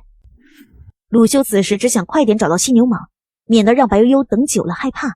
进入深处后，鲁修的脚步便顿了顿，他发现了其他兽人来过的痕迹，明显比以前多得多。人越多，白悠悠就越有可能被发现，即便那个地方对兽人的嗅觉有很大的限制，可万一遇到猎狗族的兽人，说不定就会发现白悠悠。鲁修越想越焦急，转身就想回到白悠悠身边，可就在这个时候，一只巨大的犀牛蟒突然出现在了鲁修的视线中。想到所剩不多的盐，便忍住了离开的念头，只想着速战速决。下一刻，鲁修就变成了兽形，直接就朝着那条犀牛蟒冲击了过去。等鲁修扛着硕大一条巨蟒出现在山洞的时候，已经过去了大半天了。想去山洞口推开石头，就感觉到了有人靠近。他眸光一冷，就看到7、8个强壮的年轻兽人被一个中年兽人带着往这边走。那边几个人也看到了鲁修，有几个年轻兽人的眼里已经有了贪婪的神色。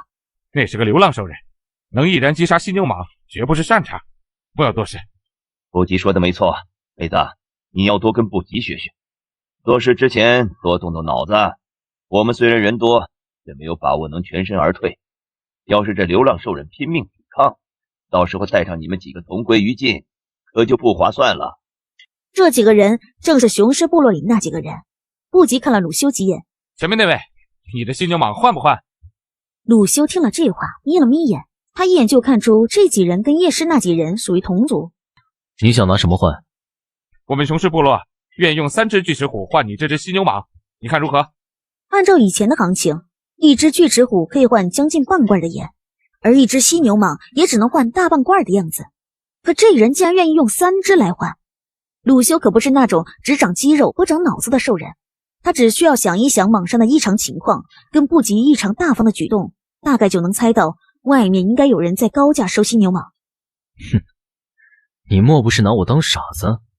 如今的犀牛蟒可不值这个数。布吉听了这话，只以为鲁修知道了外面的事，也不气馁。哎，你莫要生气嘛，我也没让你吃什么亏啊。你一个流浪兽人也用不了那么多盐，狩猎不就是为了能储存粮食过冬吗？你们流浪兽人在外面与人兑换，可都是被对半砍的。我这还算是有诚意的了。点个订阅吧。不换。你个流浪兽人竟然如此不识好歹！我们雄狮部落没有强抢，就算是心善了，竟然这么不识趣，惹怒了我们，你信不信我们直接用抢的？你们可以试试。试试就试试，老子怕你不成？黑子，你安分点。你别误会，我这兄弟性子急了点。既然你不愿意换，那就算了，我们这就离开。阿丽见这几人完全没有把自己当领队的样子，也不生气。他知道这几人因叶雄的缘故，对他也没了以前的尊重，在心里叹了一口气，想了想，便对鲁修说道：小兄弟，你在这莽山可有遇到过我们的同族？鲁修闻言眼神暗了暗，虽然不知道这几人为什么找人会找到这里来，但是他明白，他只要露出一点蛛丝马迹，他的麻烦就来了。他最讨厌的就是麻烦。刚来，没见过其他人。阿丽有仔细看鲁修的反应，并没有看出什么不妥，就点了点头，转身跟上了布吉等人。布吉，那流浪兽人就一个人，我们这么多人怕什么？要是抢了他的犀牛蟒，我们就不用再冒险进蟒山深处了。布吉见黑子还在耿耿于怀，抬眼扫视了一下其他人，见他们也是一副不服气的样子，便叹气说道：你们就感觉不到他身上那股血气吗？这是长期厮杀磨练出来的，就人家能单独一个人击杀犀牛蟒这一点，我就问你们见没见过？你们觉得去猎杀犀牛蟒是冒险吗？那为什么就认为自己能对付可以单独击杀犀牛蟒的兽人呢？一个个闭上了嘴巴，不再搭话，却没有注意到阿丽这一路都没怎么搭话，说是领队却没有对他们下达任何命令，反而是一副纠结犹豫的表情。而细心的布吉早就发现了，却没有多问，只是用余光时不时地打量一下阿丽。等确定这些人都走远了以后，鲁修才转身往山洞口走。洞口刚打开，白悠悠就扑进了鲁修的怀里。鲁修，刚刚那些人是不是来找那个什么少族长的呀？我刚刚都快要吓死了。被投怀送抱的感觉非常好，鲁修将人往怀里搂紧了些。悠悠，你怕什么？有我在呢。哼，你虽然厉害，但是不是金刚不坏之身。刚刚那些人一看就不是好惹的，你要是对上了，也很难全身而退啊，到时候受伤了有你疼的。鲁修听了这话，知道白悠悠是在担心他，让他觉得心里甜甜的。那几个人一看就是好手，特别是那个想跟他换犀牛蟒的兽人，身上的气势非常强，这种气势只有经常战斗才能养出来。可即便如此，他也不会胆怯，他有信心能让对方在自己面前倒下，但是他却不敢这么跟白悠悠讲，他吓着他。嘿嘿，放心啊，这不是没事嘛。走吧，我们的运气不错，看刚刚那些人的意思，这犀牛蟒应该是可以换不少盐。白悠悠也听到了刚刚那些话，自然也猜到了一些，不过还是先让鲁修把眼罩给戴上了，又给自己的小脸涂抹了一些灰，免得徒增麻烦。忍着笑意，带着白悠悠来到了犀牛蟒的尸体前。白悠悠瞪了一眼还在憋笑的鲁修，便转头打量了一下眼前这条犀牛蟒，就发现它跟鲁修的兽形差不多大。白悠悠虽然怕蛇，但对死了的蛇却没有多少畏惧。鲁修，能拔几片蛇鳞吗？要最坚硬的位置。这有什么不可以的？伸手用力拔下了几片蛇鳞，然后交给了白悠悠。悠悠要这个东西做什么呀？石刀一点都不好用，把这个磨一磨，切肉应该比石刀利索些。这犀牛蟒之所以难对付，最主要的原因就是它的鳞片太过坚硬，不好打破它的防御。特别是它7寸这个致命的位置，那鳞片真的是坚硬如铁，完全刺不破。悠悠果真聪明，什么东西到了你的手里都能有更好的作用。把几片蛇鳞全都收进了空间。好啦，别拍马屁了，赶紧办完事好回家了。好在鲁修的速度够快，终于在天黑前到达了交换地。鲁修跟白悠悠刚出现在交换地，就引起了很多兽人的注意。很少有兽人会带自己的雌性出来，而鲁修这个独眼的残疾兽人带着雌性出来就算了，手里竟然还拖着一条巨大的犀牛蟒。试问这怎么看怎么怪异。白悠悠好奇地打量着这个所谓的交换地，发现跟自己想的完全不一样。这里没有任何正经的摊位，有要交换的东西就直接往地上一扔，等着看上的人来换。白悠悠看到这个景象有些失望，在感觉到有很多人在打量他们之后就有些紧张。鲁修，这些人老看我们做什么？鲁修自然知道他们在看什么。哎，不用怕，没事的。交换地每年都有不同的部落维持秩序，不会有人敢明抢的。就在这个时候，两个兽人走到了白悠悠跟鲁修的面前。我们是食盐部落的人，你带来了犀牛蟒，那这2罐盐就是你的了。丝毫没有犹豫，食盐部落的人拿过犀牛蟒，便直接拖着走了。白悠悠傻乎乎的看着他们，就这样完成了交易。哼，应该是食盐部落的人在高价收犀牛蟒，所以才会有人往蟒山跑。毕竟这可是2罐盐啊！白悠悠还是不能理解，不就是2罐盐吗？看上去只有5斤的样子，至于连性命都赌上吗？白悠悠哪里知道这个世界的盐有多难得。平时一户部落的族人，一个冬日最多能分到半斤的盐，那还是得比较好的年景。要是遇到了灾年，那整个部落说不定都没有几斤盐。想要补充盐分，只有等族长组织部落的人把盐兑水后，一人喝上几口，直接接过盐，从头到尾没有说一句话。鲁修将白悠悠带到一个比较偏僻的地方，然后让白悠悠把盐装进了空间里，问道：悠悠，你想不想去逛一逛？你要是想看什么喜欢的东西，我可以狩猎给你换。白悠悠自然是想逛逛的，可又不想让鲁修再去蟒山，怕再遇到雄狮部落的人。想了想，便从空间里拿出了一些胡萝卜，对鲁修说道：喏，我这个胡萝卜在这里也算是新鲜玩意了，说不定还能换点不一样的东西呢。便接过装胡萝卜的袋子，拉着白悠悠再次走进了交易地。白悠悠一边走一边看，发现这些人用来交换的东西非常单一，大部分都是一些兽类的皮毛和一些整个的野兽，偶尔能看到一些用树木或者用石头做的物品，东西都很粗糙，白悠悠根本就看不上。又走了一会儿，白悠悠的脚步突然停了下来，目光直直地望着一个方向。这个地方是用来售卖雌性跟奴隶的，有的时候一些部落会因为利益开战，输掉的部落兽人活下来就是这个下场。白悠悠不用鲁修解释也知道这是怎么回事，毕竟他曾经差一点就成了里面的一员，像个货物一般随意让人挑选的那些雌性。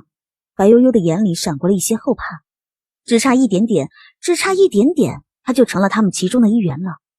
虽然有些同情他们的遭遇，可他的能力太有限，无法帮到他们。我们换个方向去另外一边看看吧。等又走了一会儿，白悠悠竟然看到一个地方在卖花环类的饰品，远远看上去整个摊位花花绿绿的，跟别的摊位形成了鲜明的对比。哎，鲁修，那是做什么的？那是一些雌性兽人做的小东西，用来换一些吃食。会有人换？白悠悠觉得有些奇怪，就那些随处可见的野花，他自己就能做各种花环，难道还会有人愿意来换？有啊，有一些雄性兽人为了讨好雌性，就会换一些这类的小东西拿回去。不管在什么年代、什么世界，这雄性生物求偶的方式总是这么千篇一律。两人说着就已经来到了那个摊位前。这位小雌性是想换点什么？我随便看看。便开始打量这里各种花花绿绿的东西，看了一圈觉得没啥稀奇的，刚想拉着鲁秀离开，视线就被一串红色的东西吸引了。本集又结束了，我们下集再见喽。能把那个东西拿来给我看看吗？自然可以。喏，小雌性眼光不错呀，这个是我们才发现的东西，红红的很好看，以前可是没有的。白悠悠接过那串红色的东西，越看眼睛就越亮，拿到鼻尖闻了闻，便忍不住打了一个喷嚏。这东西啊，好看是挺好看的，只可惜没有鲜花的香味，反而有些刺鼻呛人。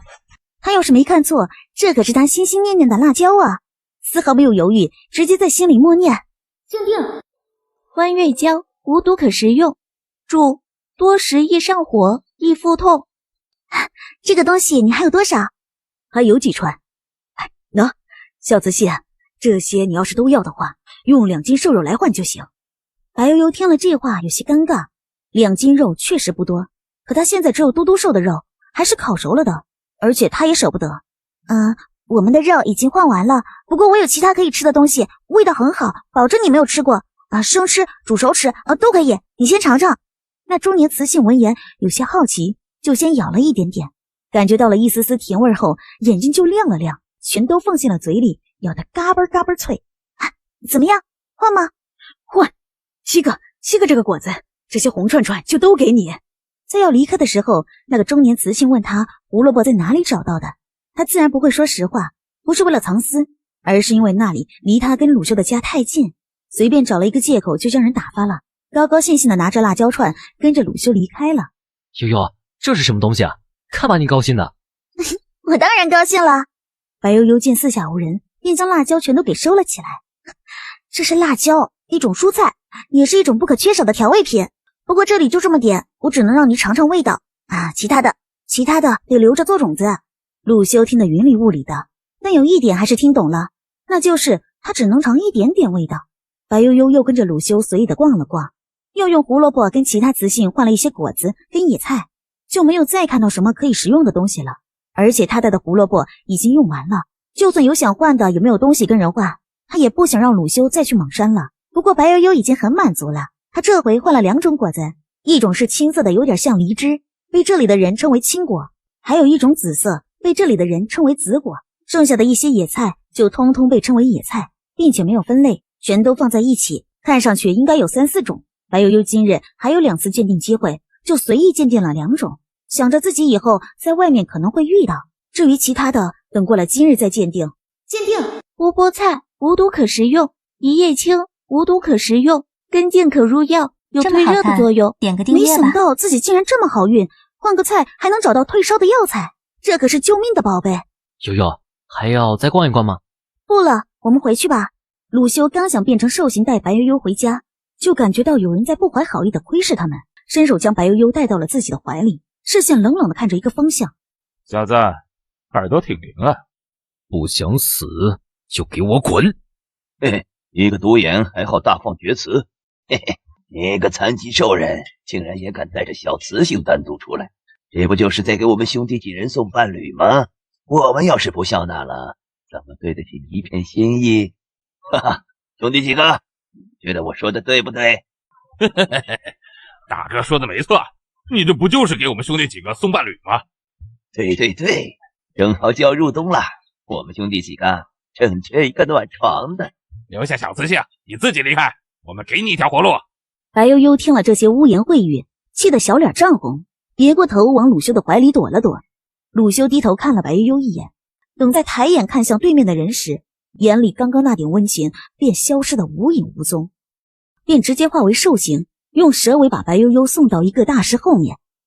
哼，既然你们找死，那我就成全你们。他竟然是不祥兽人，真无耻，竟然掩盖身份跑去诱骗小雌性。这些不祥兽人才不会相信会有雌性自愿跟着不祥兽人，所以他们能想到的只能是鲁修欺骗了那个小雌性。鲁修才不会跟这些想抢他小雌性的兽人多说废话，上去就是一个蛇尾猛攻。那几个不祥兽人见此立刻也化成了兽形，一起对着鲁修围攻了上去。刚开始那几个人还能伤到一点鲁修，可越到后面他们就越心惊，鲁修的耐力太强，竟然越战越勇。他们渐渐开始有些不敌，知道自己这回大概是贴到铁板了，可是一想到好不容易遇到一个落单在外的雌性，还是不怎么愿意放手。兄弟，我们都是不祥兽人，何必自相残杀？你加入我们，那个小雌性我们共享如何？鲁修听了这话都被气笑了，都死到临头了，竟然还在打他伴侣的主意，可真是勇气可嘉。攻击越来越狠，只想快速解决这几个人，好早些带白悠悠回家。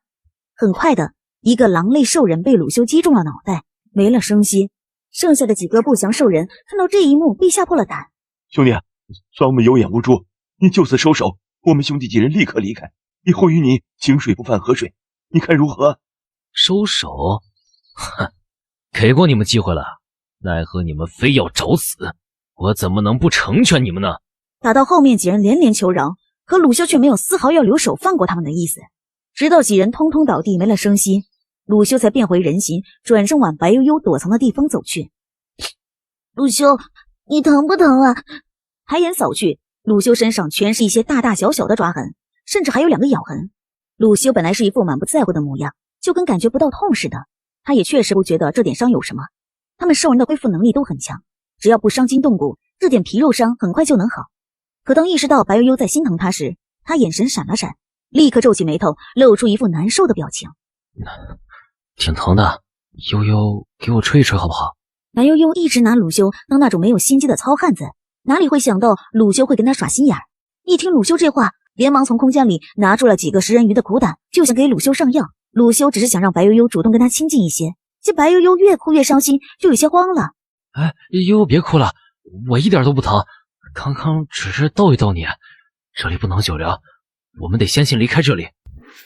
等白悠悠觉得离开的已经够远了后，就不愿意再走了，非要鲁修把他放下来，让鲁修先上了药才行。鲁修虽然觉得没有必要，但是被人关心在乎的感觉真的很好。刚一擦到伤口上，鲁修就感觉到了一股清凉的感觉，把原先的刺痛感给掩盖了下去。可这还没完，直接嘟起小嘴把上过药的地方吹一吹，想着这样鲁修可能会好受些。鲁修哪里会想到白悠悠会有这个动作，只觉得被白悠悠吹过的地方虽然不疼了，却开始痒了起来。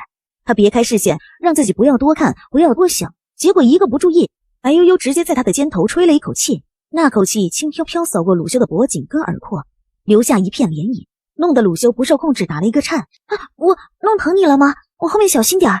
说着一抬头就对上了鲁修暗沉的眼眸。白悠悠本能的觉得有些危险，可刚后退就被鲁修一把拉进了怀里，下一刻一个火热的吻就落了下来。等感觉到不对劲的地方时，他整个人都凌乱了，不明白鲁修刚刚还好好的，怎么突然就发情了？难道是这药有什么副作用？可不应该呀，要是有副作用，系统不可能不显示啊。鲁修明显已经有些失控，手已经开始不老实了。自己的力气在鲁修那里根本不够看的，而且因为鲁修身上有伤，他也不怎么敢乱动，就怕碰到了鲁修的伤口。可要是继续这样下去，他担心自己会在这里被鲁修给吃了。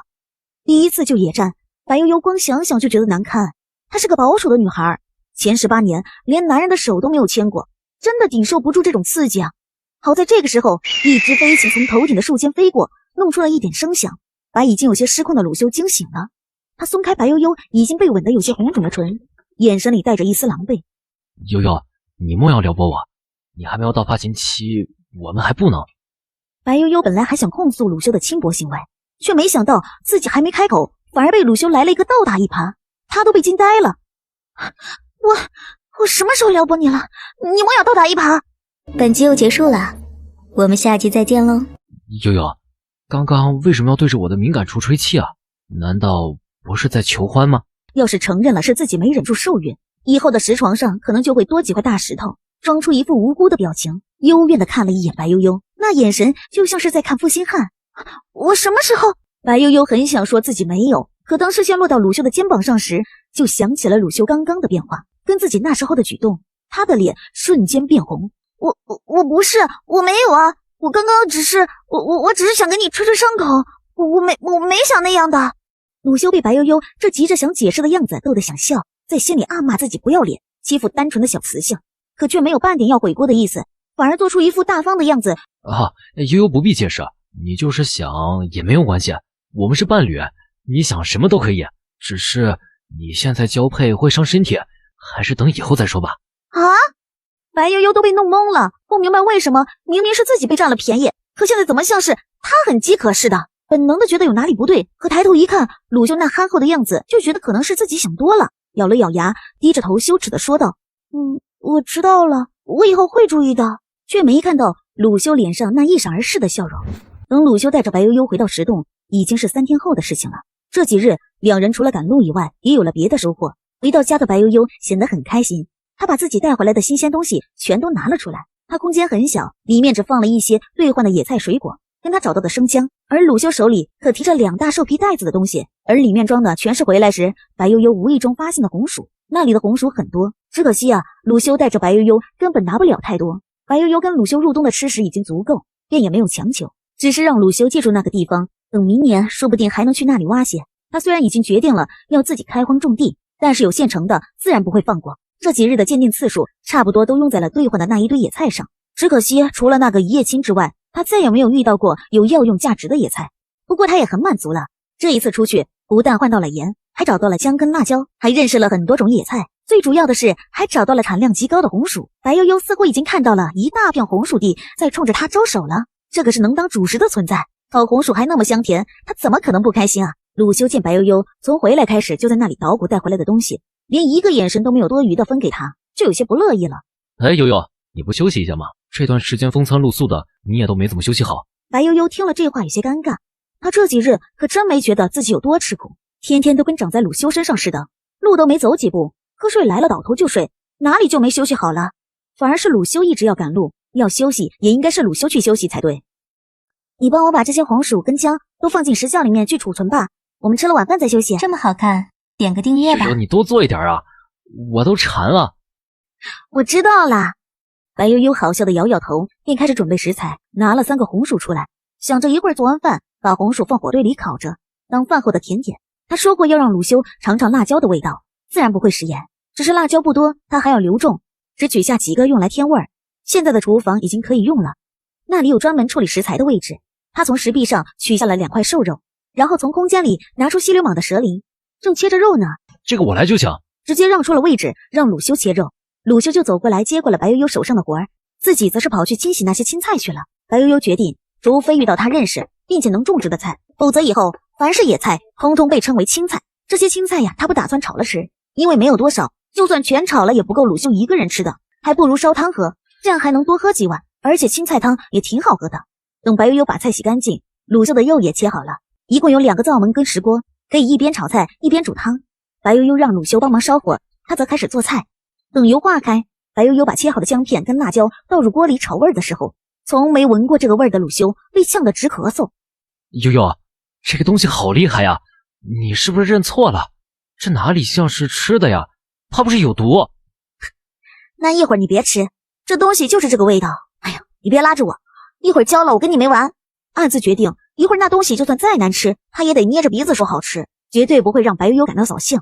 白悠悠已经把肉给倒进去翻炒了，随着白悠悠的翻炒，一股霸道的香味扑面而来，让鲁修忍不住咽了咽口水。悠悠，这怎么突然就变味了呀？刚刚还刺鼻呛人的不行，现在虽然也还有些呛人，可那股味道却很上头啊！是不是很香，很想吃啊？很香。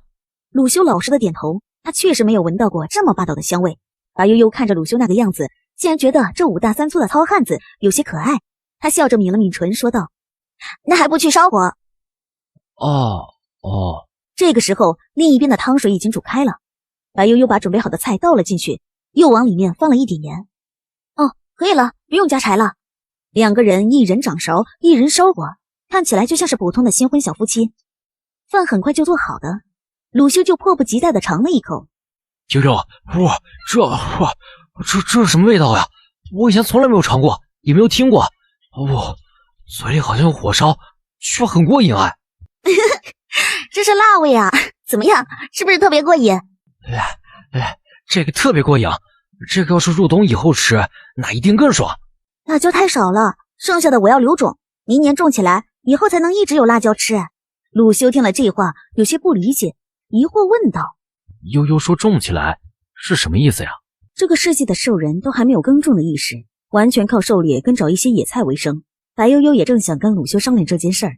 白悠悠有仔细看过山洞附近的地，几乎全是树木丛林，根本无法开垦，所以以后要种地的话，这个地方就不能住了。可这毕竟是鲁修的家，他不知道鲁修会不会介意，便把自己的想法跟种地的理念全部都跟鲁修说了一遍，并且表示自己以后想盖个房子，不想再一直住在这种不通风还阴暗的山洞里，并且对白悠悠说的种地也有些感兴趣。一想到白悠悠说的种下去一点点就能长出很多，他就有些期待。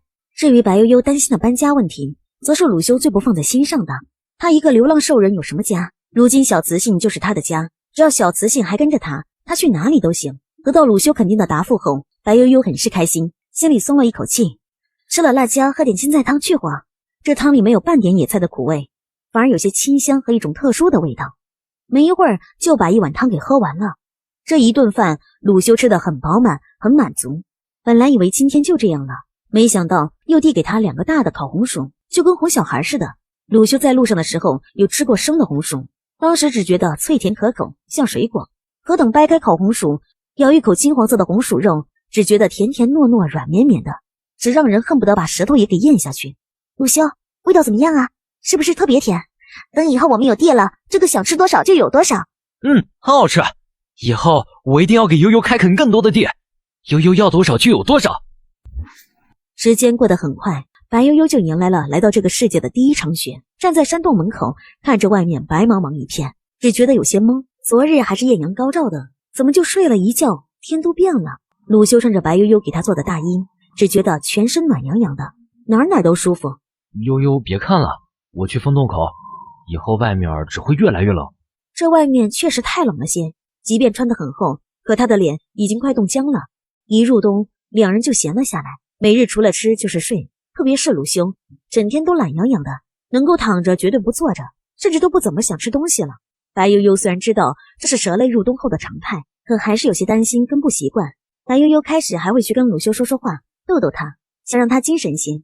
目的确实达到了，不但鲁修精神了，连他的兄弟也跟着一起精神了，经常会动手动脚的占他的便宜，搞得白悠悠很是无语，不想再去招惹他。想着闲着也是闲着，那就多做几件薄衣服，等着开春后跟夏日穿。要想做薄的衣服，就得把火仙草的线分成丝，那是细活，靠鲁修是不行了，只能他自己来。一旦有事做了，时间就会过得很快。转眼2个月过去了，白悠悠已经给自己跟鲁修一人织了2套衣服，还有一些里面穿的小裤衩跟袜子之类的，看上去就像情侣款。看了一眼所剩无几的火线草，白悠悠终于停了下来，看了一眼正美滋滋拿着自己刚织好的大裤衩子比划的男人，白悠悠只觉得有些尴尬跟没眼看。白悠悠刚想开口说话，耳边就传来了似有若无的哭声。光看鲁修的表情，白悠悠就猜到自己刚刚那不是幻听，确实是有人在外面哭。鲁修，外面好像有人，我们要不要去看看啊？这个时间能在外面的只有流浪兽人跟没了食物的部落兽人，不管是哪一种都很麻烦。白悠悠听了这话有些紧张，那他们不会闯进来吧？不会，外面的雪已经很厚了，完全遮盖了我们的痕迹。即使是厨房那里，每日做饭都得把竹子抖一抖，不然根本没法抽烟。外面白茫茫的一片，外面的人根本就找不到洞口。白悠悠听了鲁修这话，稍微安心了些，可外面的哭声已经越来越近了。接着白悠悠就听到一个小孩的哭喊声，求求你了，我知道你在这里，求求你了，救救我哥哥吧！只要你能救我哥哥，我以后给你当奴隶都行。本集又结束了，我们下集再见喽。入冬前，白悠悠跟鲁修采摘秋葵的时候，有遇到过一对流浪兽人兄弟。如今能找到这里来的孩子，大概只有那个小兽人木二了。白悠悠听着外面的哭声，心里有些不忍，却也知道人心难测，怕因自己一时的心软给鲁修招来什么麻烦。鲁修抬眼看了一眼白悠悠，从他的表情里读懂了一些，叹了口气：“鲁修，你要做什么？”“嘘，先别出声，你在这里等着，我出去看看啊。”白悠悠闻言眼睛一亮，立刻点了点头。他是真的有些同情那个小孩，这么小的年龄本应该在父母的怀里撒娇耍赖，可他却成了流浪者，还是在这种处处是危险的世界。白悠悠就站在洞口观察着外面的情况。木二原本已经有些绝望了，当听到动静后，不可置信地抬起头看向鲁修。他来这里其实并没有抱太大的希望，但是想到这个强大的流浪兽人身边有个雌性，而雌性都是心软的，就想来碰碰运气。点个订阅吧。求求你，求求你救救我哥哥！只要你能救我哥哥，我愿意对兽人发誓，以后认你为主。鲁修对收奴隶没有兴趣，要不是看白悠悠有些心软，要不是怕被白悠悠当成铁石心肠的兽人，他根本就不会出来。抬眼扫了一眼那个昏迷的独臂兽人木一，发现他已经虚弱的不行，看上马上就要断气的样子。鲁修稍稍动了动鼻子，就闻到了一股血腥味，就发现他的腹部被一块兽皮包着，还在往外流着血。木尔知道自己的哥哥已经快要不行了，眼前的人是他最后的希望。鲁修扫了一眼木二，二话没说，提着木一就往洞口走。木二此时眼睛一亮，知道鲁修这是要管他哥哥的意思了，所以不敢对鲁修的任何举动有所不满。等木二也进了山洞后，将木一直接放到柴火边上，扭头对还在打量木二的白悠悠说道：“他快死了。”语气淡淡的，完全没有要救人的意思。姐姐，你帮帮我哥哥吧，我求求你了，我愿意一辈子给你做奴隶，报答你的恩情。白悠悠哪里经历过这个，连忙想把木二拉起来。鲁修皱眉看了看白悠悠的手，心里有些吃味。起来，不然把你们扔出去。木二是真的有些怕鲁修，听了这话连忙站了起来，只是可怜巴巴地看着白悠悠。他算是看明白了，眼前这个雌性在这个兽人心里地位很重，他只要能让这个雌性松口，那这个兽人应该不会不管自己哥哥的。